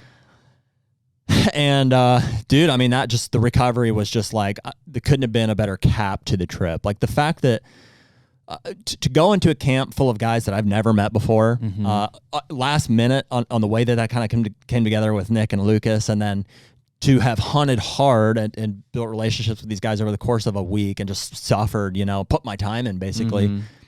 and I say that sparingly. Guys hunt their whole life for a deer like this, but for that week that we were there, I mean, we gave it everything we had every morning, every night, 100 miles up and down the river, scouting different spots, hanging every time. So I squeezed every drop out of that hunt that I possibly could have. And to kill a deer like that in the last 10 minutes of the trip when I had already accepted that it was pretty much over was like... Yeah, that's an emotional roller coaster. I don't know how you top that. Yeah. I don't know how you top that. And to put it in perspective, like, and not in a braggadocious way at all, because like I said very clearly, I didn't even know what deer it was when I shot it. That is about as big as they get out there. Like on that part, in that part of the country, on river bottom, on public land. And I can't say this for a fact, but I'll show you. I showed you a picture of Lucas's wall. The dude has shot every year. I don't think he's not killed a good mature buck ever. I don't know if there's been a season where he hasn't. Like he's like, he just knows it. He freaking murders them. I don't know if he has a buck that scores this well. And I don't know exactly what it scores, but I mean, just, it's a 7x6 typical with a kicker on the twos. Yeah. Right? So it's got 14 scorables? 14 scoreable, mainframe 7x6. Nuts. He'll end up going I'm going to say mid 60s at least. He might kiss 170, but I'm not sure. I mean, he's got the tines to do it. It would sound like, again, and I'm looking at for pictures, like the frame is tighter. Like, it's not like he's got a 20-inch frame. Yeah. And I don't know, he might be 16 and a half inches wide, 17 maybe. So it's points. Yeah, I mean, he'll be all over 60s to 70s. Not that it matters, but and I just, because I felt like I needed for sure fully mature. Because I needed to prove myself, like, to Lucas, right, throughout this trip. And so there was multiple times where I was like, dude, I hope you can grasp like how much I love this, like how much I really appreciate you having me out. And like, I'm not just here like some guy from a podcast trying to shoot a big buck to show people on Instagram. Like I freaking love this. That's what we live for. And like, we had some cool conversations about like, as guys who also try to help put other people on deer and stuff. It's like, I think what we just really want is for the guys that end up killing those kind of deer to fully grasp what they have. To appreciate as much as you would. To appreciate it the way that we would. And like, dude. But that's what makes it cool is like when you share that, like, it's just like if you and I hunt, regardless of who kills, like we know that the other one will appreciate it just as much. I know. Well, and you and I know, we kind of know how we're going to react, right? And we expect that. But like with Lucas, I was like, man, I don't know. I just kind of stepped into this guy's domain and shot a giant deer. Yeah. And dude, like he just couldn't have been more gracious or more humble or more happy for me. And so like, not only did I shoot a great deer, but for him and his dad to just both be like elated with it and just as happy as I was. And like, he's like, dude, I know you're telling me you know what you have here, but like, I don't know if you know what you have here. Like this is a freaking giant. And like his dad's like, I've hunted my whole life down here for something like this, Yeah. That's wild, man. Crazy. I mean, it's so hard to fathom because you're right. Like we've all sat there on like the last day of a vacation hunt or a trip or whatever, and that sun's setting and you're tired, you've hunted hard, and it just doesn't work out. And it's kind of your come to Jesus moment of like, gave it hell, man. It's just not going to happen. And then to like almost be calming yourself into that. And then the adrenaline spike hits so fast. It's overwhelming. It was awesome because it's like, while the encounter itself was exciting and, I started getting worked up and stuff thereafter, like, somehow, like I obviously didn't coordinate this, but I was able to like save and bottle all of that excitement to be shared when we recovered it. It was just like killing it just happened. Mm-hmm. It just happened. And then when we all went down there, it's like we all got to experience it for the first time together. I'll never forget that memory just of the three of us down there. And like, that's about as good as it gets. Well, I think it's cool. And we've kind of hit on it the last few podcasts before this, but I mean that is and yes, you had Lucas there with knowledge of the area and stuff, but that is a complete success story by use of your woodsmanship. The fact that you were able to look at where you were going, check out these areas, find the tracks, push in. I mean, being aggressive killed that deer.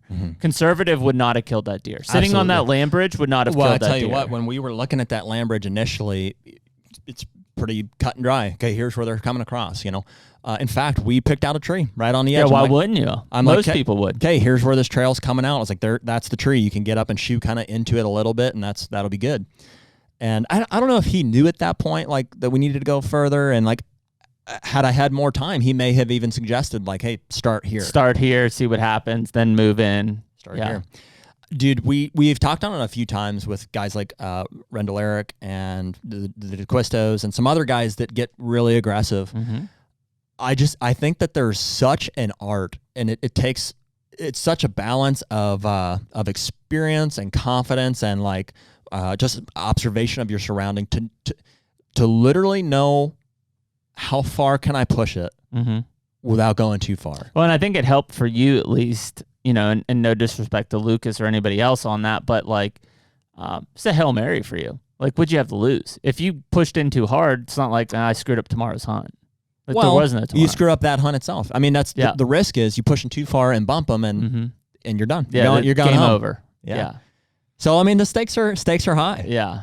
I was tense. Yeah. I was nervous. I was like, because truthfully, when I first walked in, it was a highway. It's like there's no question. I'm sure you saw several trees as you were going in. You're like, that's a good one. Like I could hunt that one. Oh yeah, plenty of trees I could have gotten, and that's where I think if I give myself credit for anything on this trip, other than being able to actually pull the shot off in a moment of it had to happen, then it was just having the wherewithal to be able to keep going. Yep, strategic aggressiveness. To keep going and to know eventually where to stop. Yep. Man, I don't know if there's a word for something like that, or if there's like, but that is the thing that gets deer killed. I mean, literally, had I been 100 yards back out over that thing, wouldn't have seen him. No. Maybe I would have bumped him getting down or something. Yeah, I mean, he wouldn't have got there in shooting light. Wild. Game of inches, man. So from there, first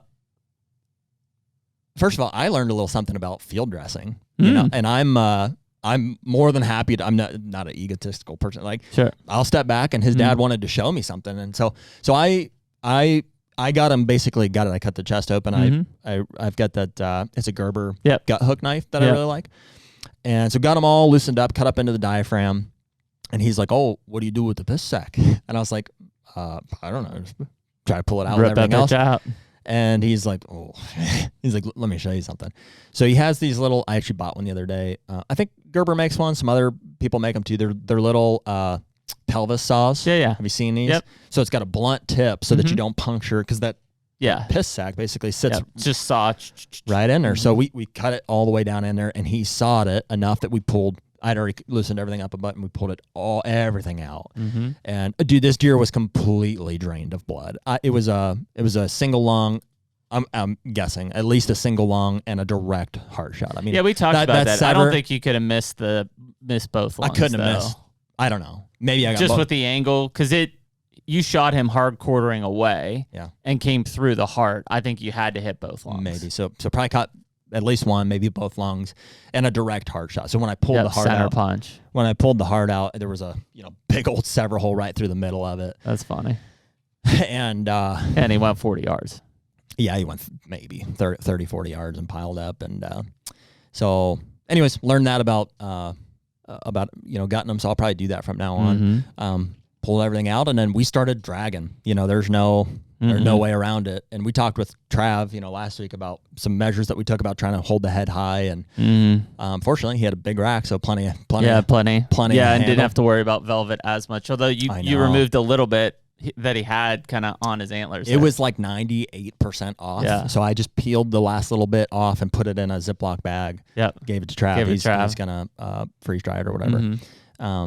I could have probably sprayed it with like Velvelock too and stuff, but I didn't have any. And so we drug it, whatever it was, 500-600 yards all the way back out to the truck, and we took it back to his dad's. Had a walk-in cooler. They've got like the window AC unit that they override with that panel, whatever that is. Oh yeah. I may have to do that eventually. Taking the old restrictor plate off of it. Pretty clutch. I've got one in Ohio.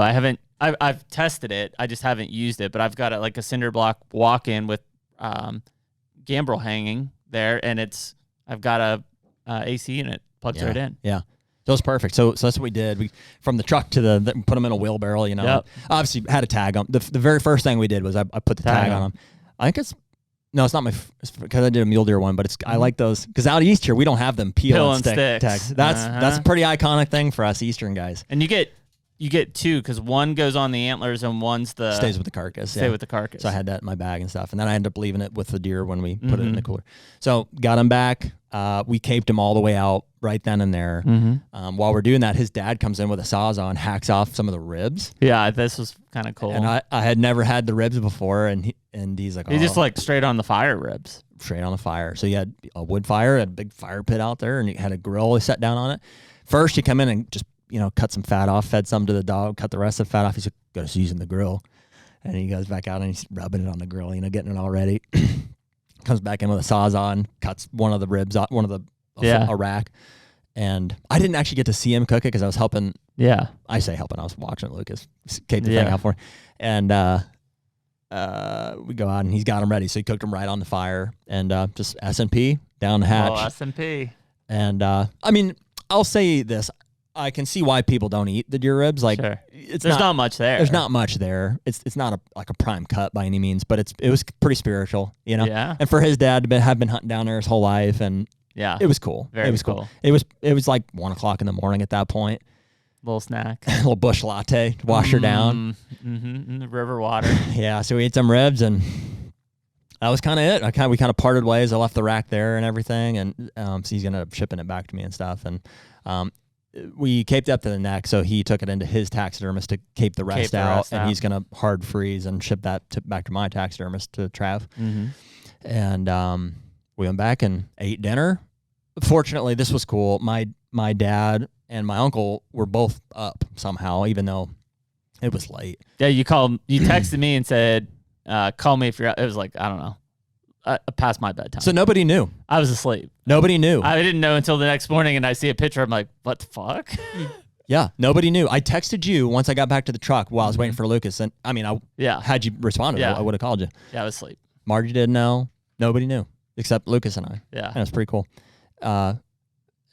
Until, a little later on, I texted Dad. I said, hey, are you guys driving? Because they were driving out to Colorado for this elk hunt. Yeah.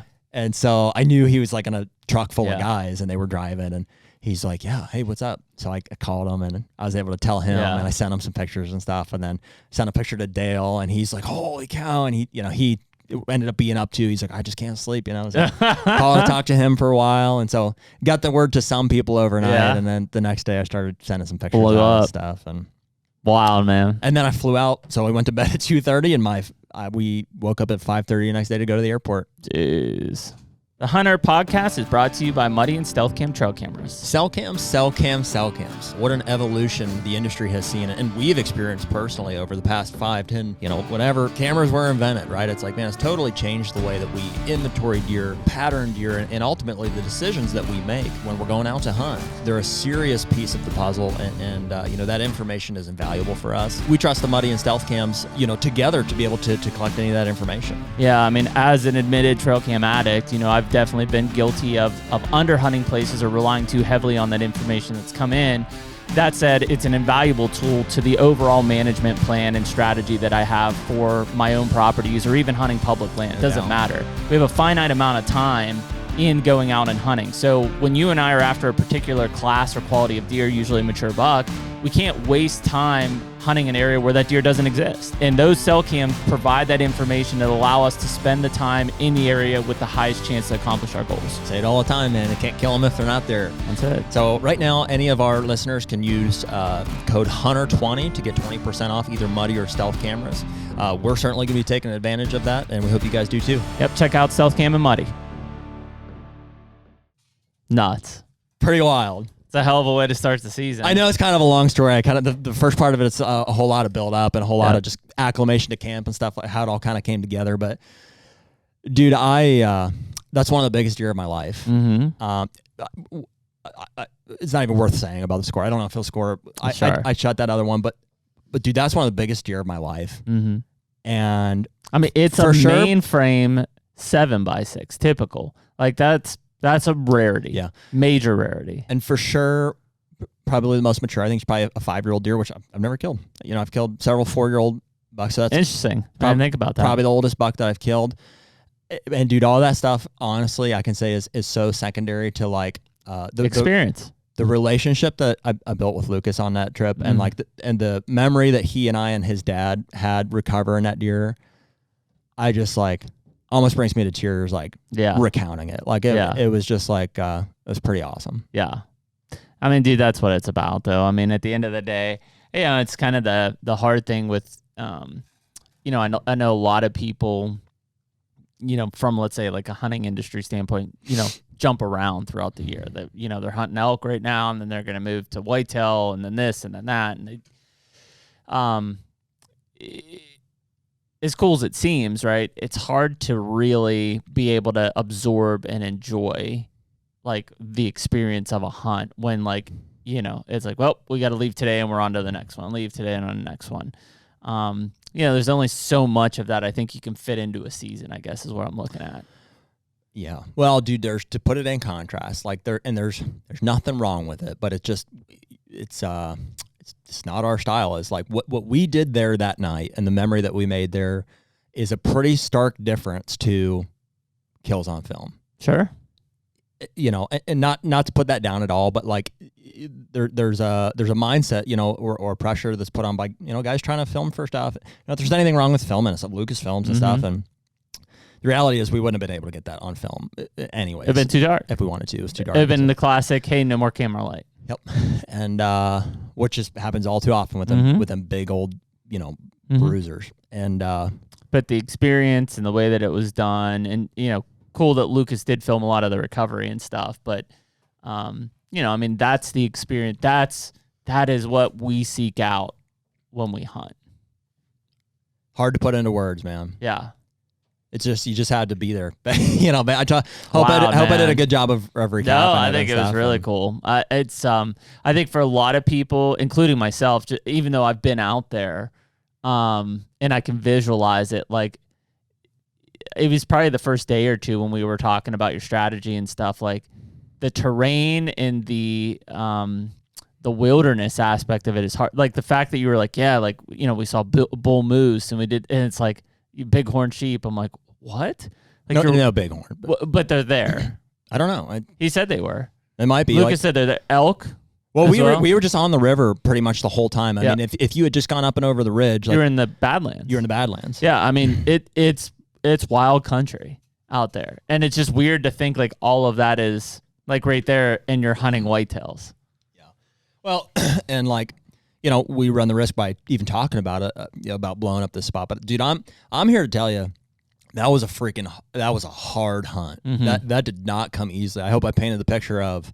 Well, I had a lot of sits that we worked really hard to get back into these spots by boat, and, you know, having to hang our stands. I mean, gear and equipment were critical to not see anything. Yeah. To not see anything. And like, you know, the fact that I was successful at the end of the day, you compare that to success that Lucas and his dad have seen over years and years. It's like, you know, it's a rarity. Holy cow, did I get lucky? Yeah, it's a rarity. Yeah. Yeah, I mean, right place, right time. It's what it came down to. I mean, had you guys not gone and scouted that area, you probably wouldn't have sat that. Other than that buck I saw before shooting light that first morning, he was the only buck that I saw. Yeah. And I saw him twice. And how crazy that both times he was like with this doe. And he had like a long-term thing with her. The one thing I don't think you touched on is how far apart were those spots? About half mile. Interesting. You know, especially when we think about these early season bucks, and like, frankly, you know, I bitch about it all. Like, they don't move. They don't go very far. Well, they will at night. I mean, it's not. It's that country. A half mile is nothing for them. You know, they'll cover it. Yeah.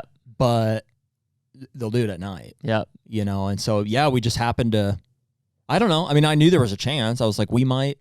I mean, do you think he was betting when you saw him the first time? Do you think he was utilizing that betting area he ended up killing him out of? It's possible. Just by the way he kind of looped back? It's possible. Lucas didn't seem to think that they are very consistent bettors. That's what I was wondering. Because there's so much habitat out there. Yeah, they just have multiple spots depending on when. Yeah. So it's hard to say. Yeah. Again, super a lot of woodsmanship there. It's as weird as it sounds in the river bottoms and the ag country, like a lot of know-how, a lot of woodsmanship, not just understanding basic deer movement of where they're going to cross, when they're going to do it, the aggressiveness you're going to have to get because they aren't going to make it to this field in time. Like just a lot of things that, Dude, I learned so much on that trip. I mean, I guess if I'll give myself credit for something else, it's to have the open-mindedness or like the humility to know that like, dude, I don't know what I'm doing out here. Like I've never hunted a place like, deer, I guess you could say, but I really was leaning hard on not only Lucas, but the other guys just trying to like listen to conversation, to observe, like, what are we looking for here? Like, what are the food sources like? Like, how are you approaching bedding? I mean, so like in contrast, one thing was interesting is like, I'm a pretty firm believer that a mature buck's not going to step out somewhere in daylight without the wind in his favor. Mm-hmm. And these guys and these deer were like, no. He's like, they will. He's like, if you're in the right spot, the wind doesn't have to be in their face necessarily. I think a lot of that's because of the terrain. Mm-hmm. Like they have to move and cross in these areas. Otherwise, it's very difficult or inconvenient for them. Yeah, and that may be one of the reasons they weren't moving into daylight like at all. Yeah, pretty much. And yeah, that's crazy, man. Very cool. I mean, what a freaking way to kick off the season, though. Like, dude, magical. I mean, cloud nine, man. There's no way to describe that feeling for like. I mean, I'm still on it here. There definitely is a bit of like a hangover that comes with that amount of excitement. Yeah, draining, emotionally draining, and lack of sleep and stuff. And like, it's funny, we were talking about coming home from a trip like that. It's like, our wives are like, oh, he's back from vacation, he should be well rested. It's like, no, I need to go to the hospital. Like, I'm dying. I just was in battle. I've got coming back with PTSD. And I think the other thing that's kind of weird is, and it's one of the reasons that we started hunting in the Dakotas is it's a lot different than what we're going to hunt the rest of the year. Even when you talk about Kansas and stuff, like the Dakotas are just a lot different than what we hunt, and even our style. Like, we manage our properties. We're hunting all public out there. And it's completely blind. There's no cameras around. We don't know anything about it. So it's kind of cool because it's going to be what your hunt is going to be very different than what you hunt the rest of the season. No doubt. Completely different. But I think some of the strategies, especially around that aggressiveness and stuff, will come back in handy here later in the season. I will say, dude, that experience maybe, and I've been, I want to say growing in this direction, but that certainly kind of cemented for me that like, dude, in the past I've been guilty of prioritizing killing deer over the people that I'm doing it with. Mm-hmm. And that's like it's taken away from it for me, I think, a little bit. Yeah. And it wouldn't have been nearly the experience, like without those guys. Even if I had gone out like by myself, and it wouldn't even, I think, touch the what it was that actually happened and what I came away with it from. Yeah.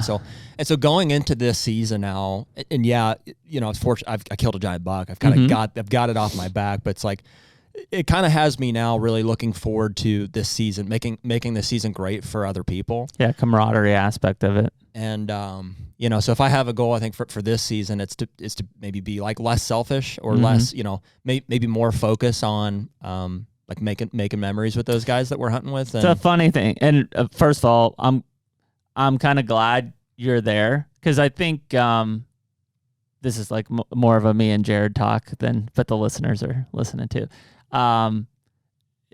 You for a while now have really, really wanted to kill a giant buck.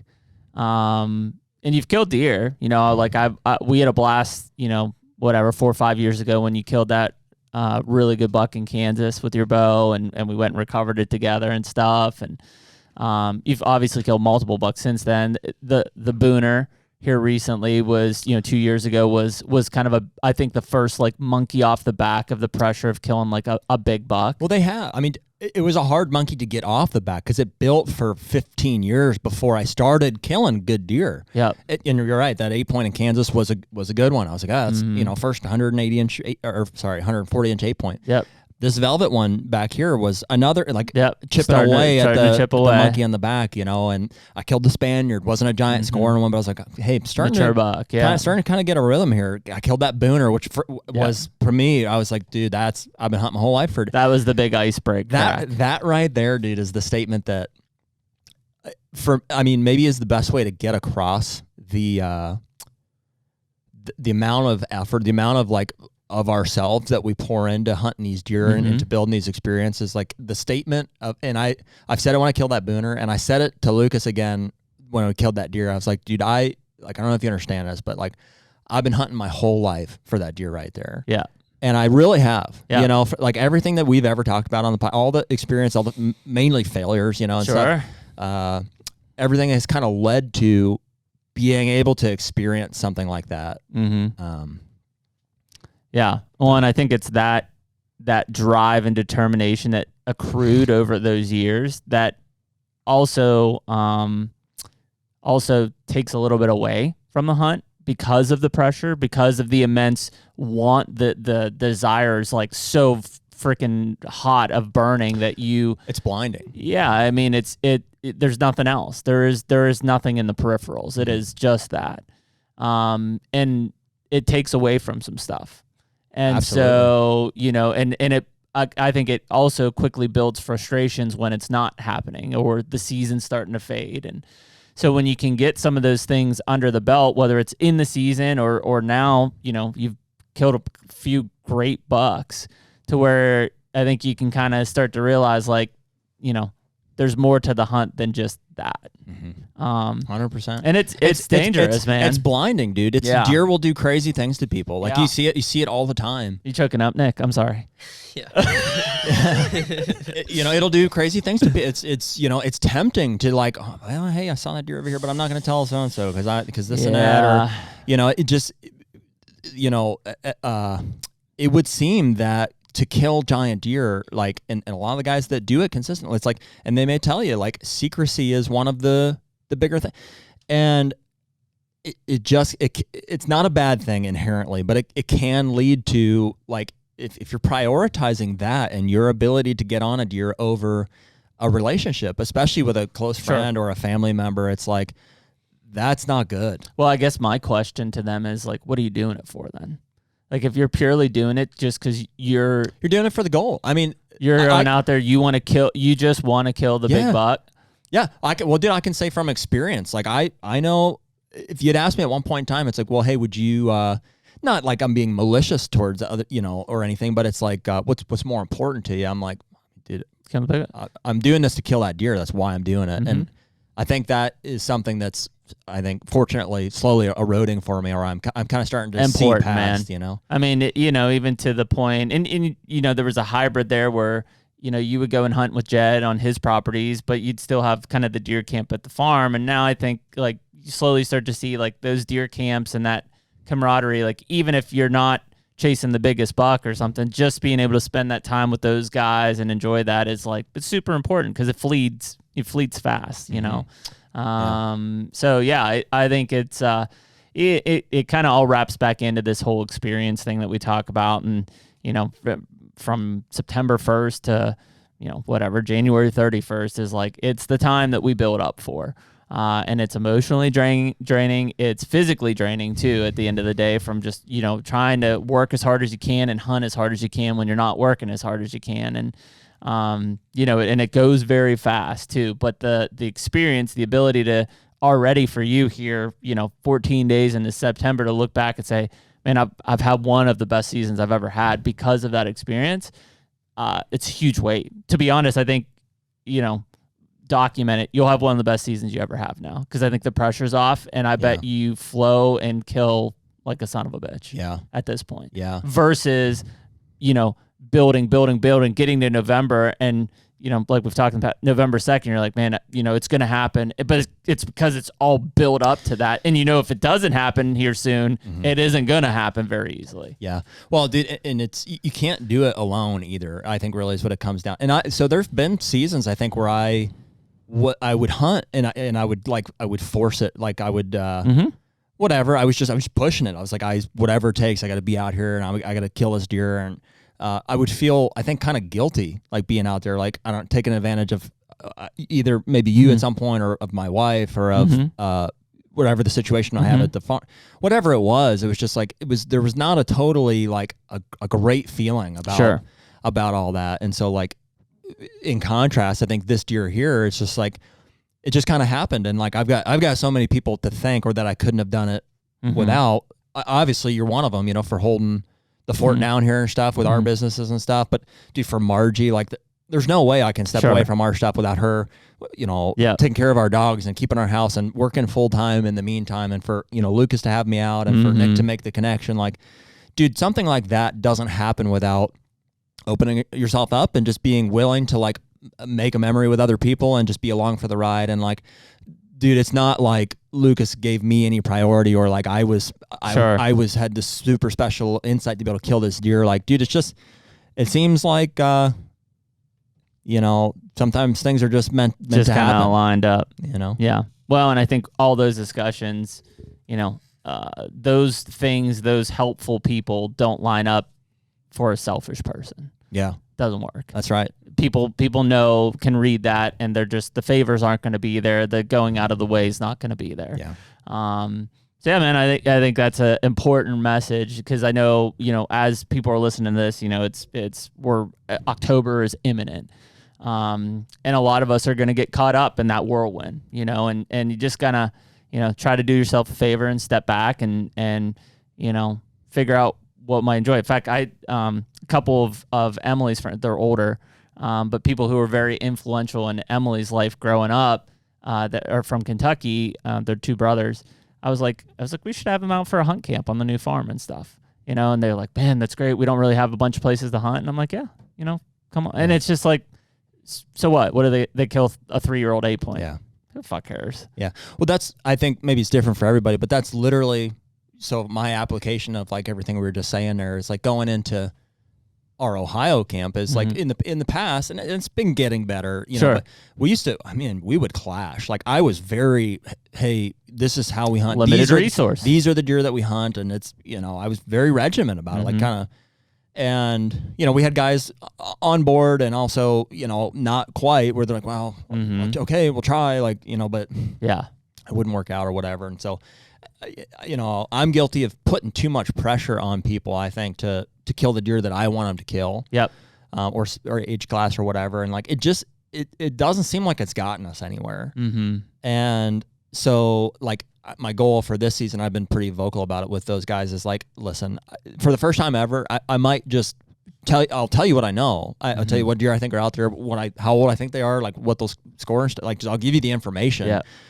But you should just shoot what you want to shoot. If it makes you happy, man, go for it. You should shoot what you want to shoot. Maybe we'll have 1 or 2 deer that I'm like, I think really can make it through. We should try not to shoot them, but that's where, and I think that mindset works, and there's times you just have to step back from it, but it really comes down to whoever you're talking and having that discussion with. They just have to appreciate it as much as you want them to appreciate it. You would hope. Yeah. That, because that's where it ruins it. Like, I don't care if you go out and if I have a superstar 2 or 3-year-old deer and you kill it, if it's the biggest deer you've ever killed and you're in tears over it, like, dude, I'm happy for you. Frankly, I think the attitude that I used to have has the opposit effect. The more pressure that I put on somebody to kill a certain age class of deer, the more they don't do it. Just the less they enjoy the experience. Yeah. I don't know if they do it less, but it just, whatever. If it doesn't happen, they just had a less enjoyable experience. Yeah. To where if they can, it's obvious. I wear on my sleeve like how much I appreciate and value these deer and stuff. They see that, they know that. I spent thousands of dollars, hundreds of hours putting the work in on this stuff so that we can all enjoy and hunt it together. So if I reduce the pressure that I have on people and just tell them, hey, just appreciate what we have here and shoot a deer that you want to shoot, I think the result will be the same, if not better, and we'll all have a heck of a lot better time doing it. I think it ties into exactly what we just talked about with you, is the pressure comes off them a little bit. Exactly. When people are hunting, it doesn't matter what you're doing in life. When you're under pressure, you do not operate at your best person. Mm-hmm. You just don't. The pressure, whether it's sports, whether it's life, finances, hunting, it doesn't matter. You mentally, the stress put on you does not allow you to operate like you should operate. And so, yeah, the less pressure that's on you, the less thing. I mean, it's funny because people keep saying it, and I want to do it, I just can't. It's an addiction. But like the camera side of things, it's like, man, just go out there with no cameras. I can't do that. But I'm not hunting my cameras really. I'm surveying stuff, and I've already felt more. I mean, dude, you asked me, I think I've like one deer on camera that I've seen in Ohio that I would shoot, but it's because I'm not running anything. I don't have any cameras running. Mm-hmm.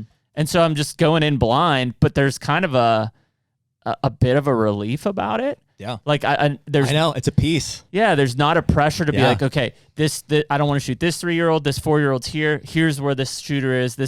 Like, I don't know. I'm just going to kind of walk in there and read the sign and just fucking hunt. Yeah. There's a piece about it for sure. Yeah. I feel the same way, even though transparently I'm running more cameras than I've ever run. Yeah. You're running probably as many as I am now. But it's just so, because we got a lot of guys that are, that are just kind of relying on me for information. We got a lot of ground to cover, so I'm doing my best to. It's still basically a survey, though. Like you're not patterning, like hardcore patterning them or anything. It's really like, hey, this deer's over here, and that allows you to spread the guys out. Yeah, which is critical. I'm just having fun with it, man. Like I feel less pressure than ever for some reason, to just about comfortability going into areas and stuff, and just. I really took a lot away from this North Dakota trip about being able to go in and just, you have to go read the sign. If you don't go in there, like, you'll never know. Yeah, maybe they'll sense something, but I mean, dude, that's what I did on Wednesday. It was pouring down rain. I was like, you know what? I saw that. I'm gonna push. I'm deep in that property. You're like a real influencer. I saw your Instagram stuff. Yeah.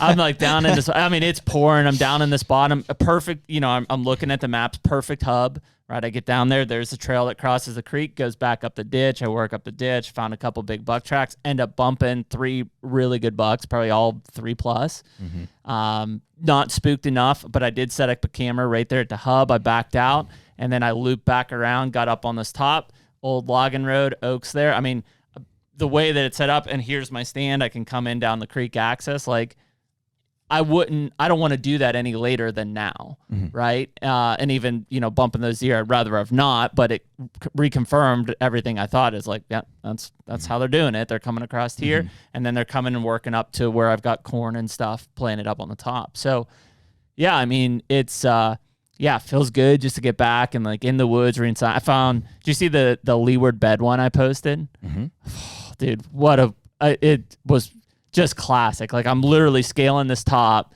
and I come up, and there's just this giant buck bed there, couple rubs around, and I pull out the milkweed, blows right back to the creek where I just came from, and I end up finding tracks. Like, I bumped them out of there, and it's a big ditch on this side, a little bit of a flat here. Like, he's only going along the flat, and that helped me because I knew where I could set up to kill him. But it was just like, classic. You put these things, you see him on the map, but once you see him in person and you look at what it's like, no shit, he's here. Yeah. Like, why wouldn't he be here? Yeah. There's just, we've been guilty, I think, of just, whatever it is, to the extreme, trying to not put pressure on stuff. And so it's like, stay out completely. Don't go on your farm. Deer definitely, especially in certain areas, like they need space and stuff. You hunt from a distance. But, at what cost? It's like you have to be able to enjoy a season, or to be able to like, just grab a hold of it, feel like you did something. Like, just go in there. Like, go in there, or dude, in the same, like that first morning when we were just having the time of our lives and stuff, like we were talking about it. I was thinking to myself anyways, I was like, I'm shaking like crazy, like over these does and stuff and the excitement. And I'm like, part of me is like, I got to calm down. But the other part of me was like, I don't want to. Like, that's the feeling you don't want to lose. This is what I'm doing it for right here. Mm-hmm. Yeah, I don't want to lose that feeling. And if you do, you gotta reconsider what you're doing here. Yeah. And I think also part of that was like, I don't think you went into that hunt with hardly any pressure on you. It was literally last minute. Like all of it. It happened too quick for me to even think about it. It was probably a blessing in disguise. I think before I knew it, I was flying out there. Before I knew it, I killed the thing. Huge blessing in disguise to just be out there. And you know, because it was out of your element and because you were being open about, you know, it being out of your element, I think that also created less pressure on you. Like if you know, if it was, let's say, I'll say this, dude, Illinois. I guess I would have had time, but like I didn't really. I didn't look at a map. I didn't have a trail cam picture. You didn't overanalyze anything. I didn't analyze anything. and think about that in terms of how we normally hunt. We overanalyze everything. Mm-hmm. We stare at a map or trail camera pictures or weather. Yeah. We stare at it for days and days and days, you know, only to blow it up at some point. Yeah. Yeah, so I mean, I'm not just saying just go out and like just completely throw shit to the wind and do whatever. Like it's got to be methodical. But go hunting. Like go hunt. Yeah. Go hunt. Well, dude, we didn't get to your elk stuff today. No, it'll be fun though. So Nick, we're gonna drop this as a bonus episode. Bonus, yep. So this will be a bonus Thursday episode. Bonus. We'll end up doing another bonus Thursday episode with the elk stuff. Ooh, Nick, can we swing that? No, not on the same day. I know, but still. Double bonus. Double bonus. Yeah, we can double whammy. Yeah, double whammy. Double rainbow. But yeah, it'll be cool because all of what we just talked about is very wrapped into how I ended up elk hunting. In the midst of all of this, you had Kentucky elk at 30 yards, like daily encounter, screaming in your face. Trouble, like some run-ins with outfitters.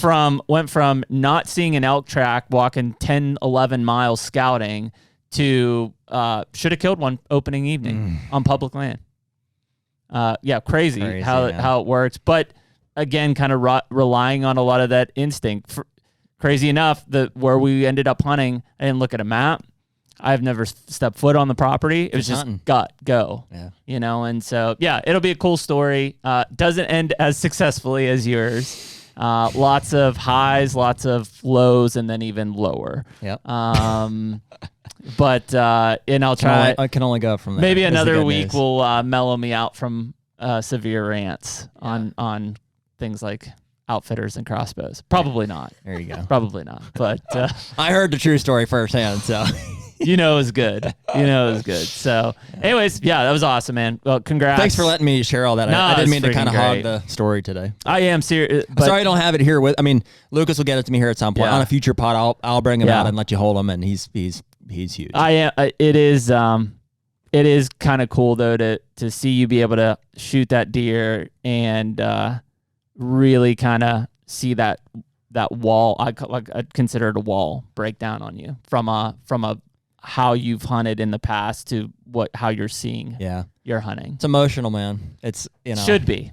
Yeah. It should be. And that's where like, I kind of prior to like some of these deer happening, I kind of just stay out of your way when you hunt. Cause I know you're so like, you just want it to happen so bad. Yeah. And well, my drive is not any less. Like I will do anything to make it happen. But I think that the way you enjoy it will be more refreshing. Yeah. Well, and we run out of time here, but dude, our camp in Kansas has done that for me as well. I think. Yeah, I like that.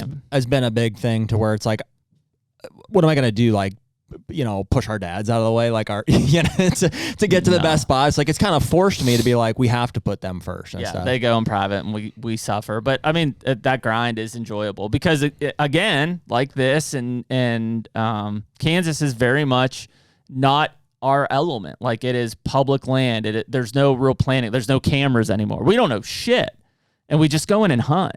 Whereas the middle part of the year, admittedly, we take it probably too serious sometimes because it is everything we've worked for all year. We've put into these farms that we've planned and overanalyzed to a T. And then you've got these kind of bookends, which is a Dakota hunt and Kansas hunt that are, you just hunt. Mm-hmm. You don't have any other choice. There is nothing else. There are no cameras. There is nothing going on. You just hunt. And it's refreshing. Yeah. Good stuff, man. Growth. What do you think, Nick? Progress. Proud of you, Jared. Moving forward. Thanks, buddy. Congrats. Yeah, that's good. Perfect. Okay. Well, we appreciate you listening to Jared's Hunt, episode 146. This is your third year in North Dakota? Yep. 2 muleys and a whitetail. Hunts. Yeah. Very cool. We'll be back next year. 2 for 3, man. We have points next year. Yeah, we'll be back. Maybe set something up with Lucas. Maybe go see Lucas. Yeah, that'd be cool. Into the Badlands we go. Very cool. All right. Well, we appreciate everybody listening to this episode of HUNTR Podcast, and we'll catch you next week. Later. Take me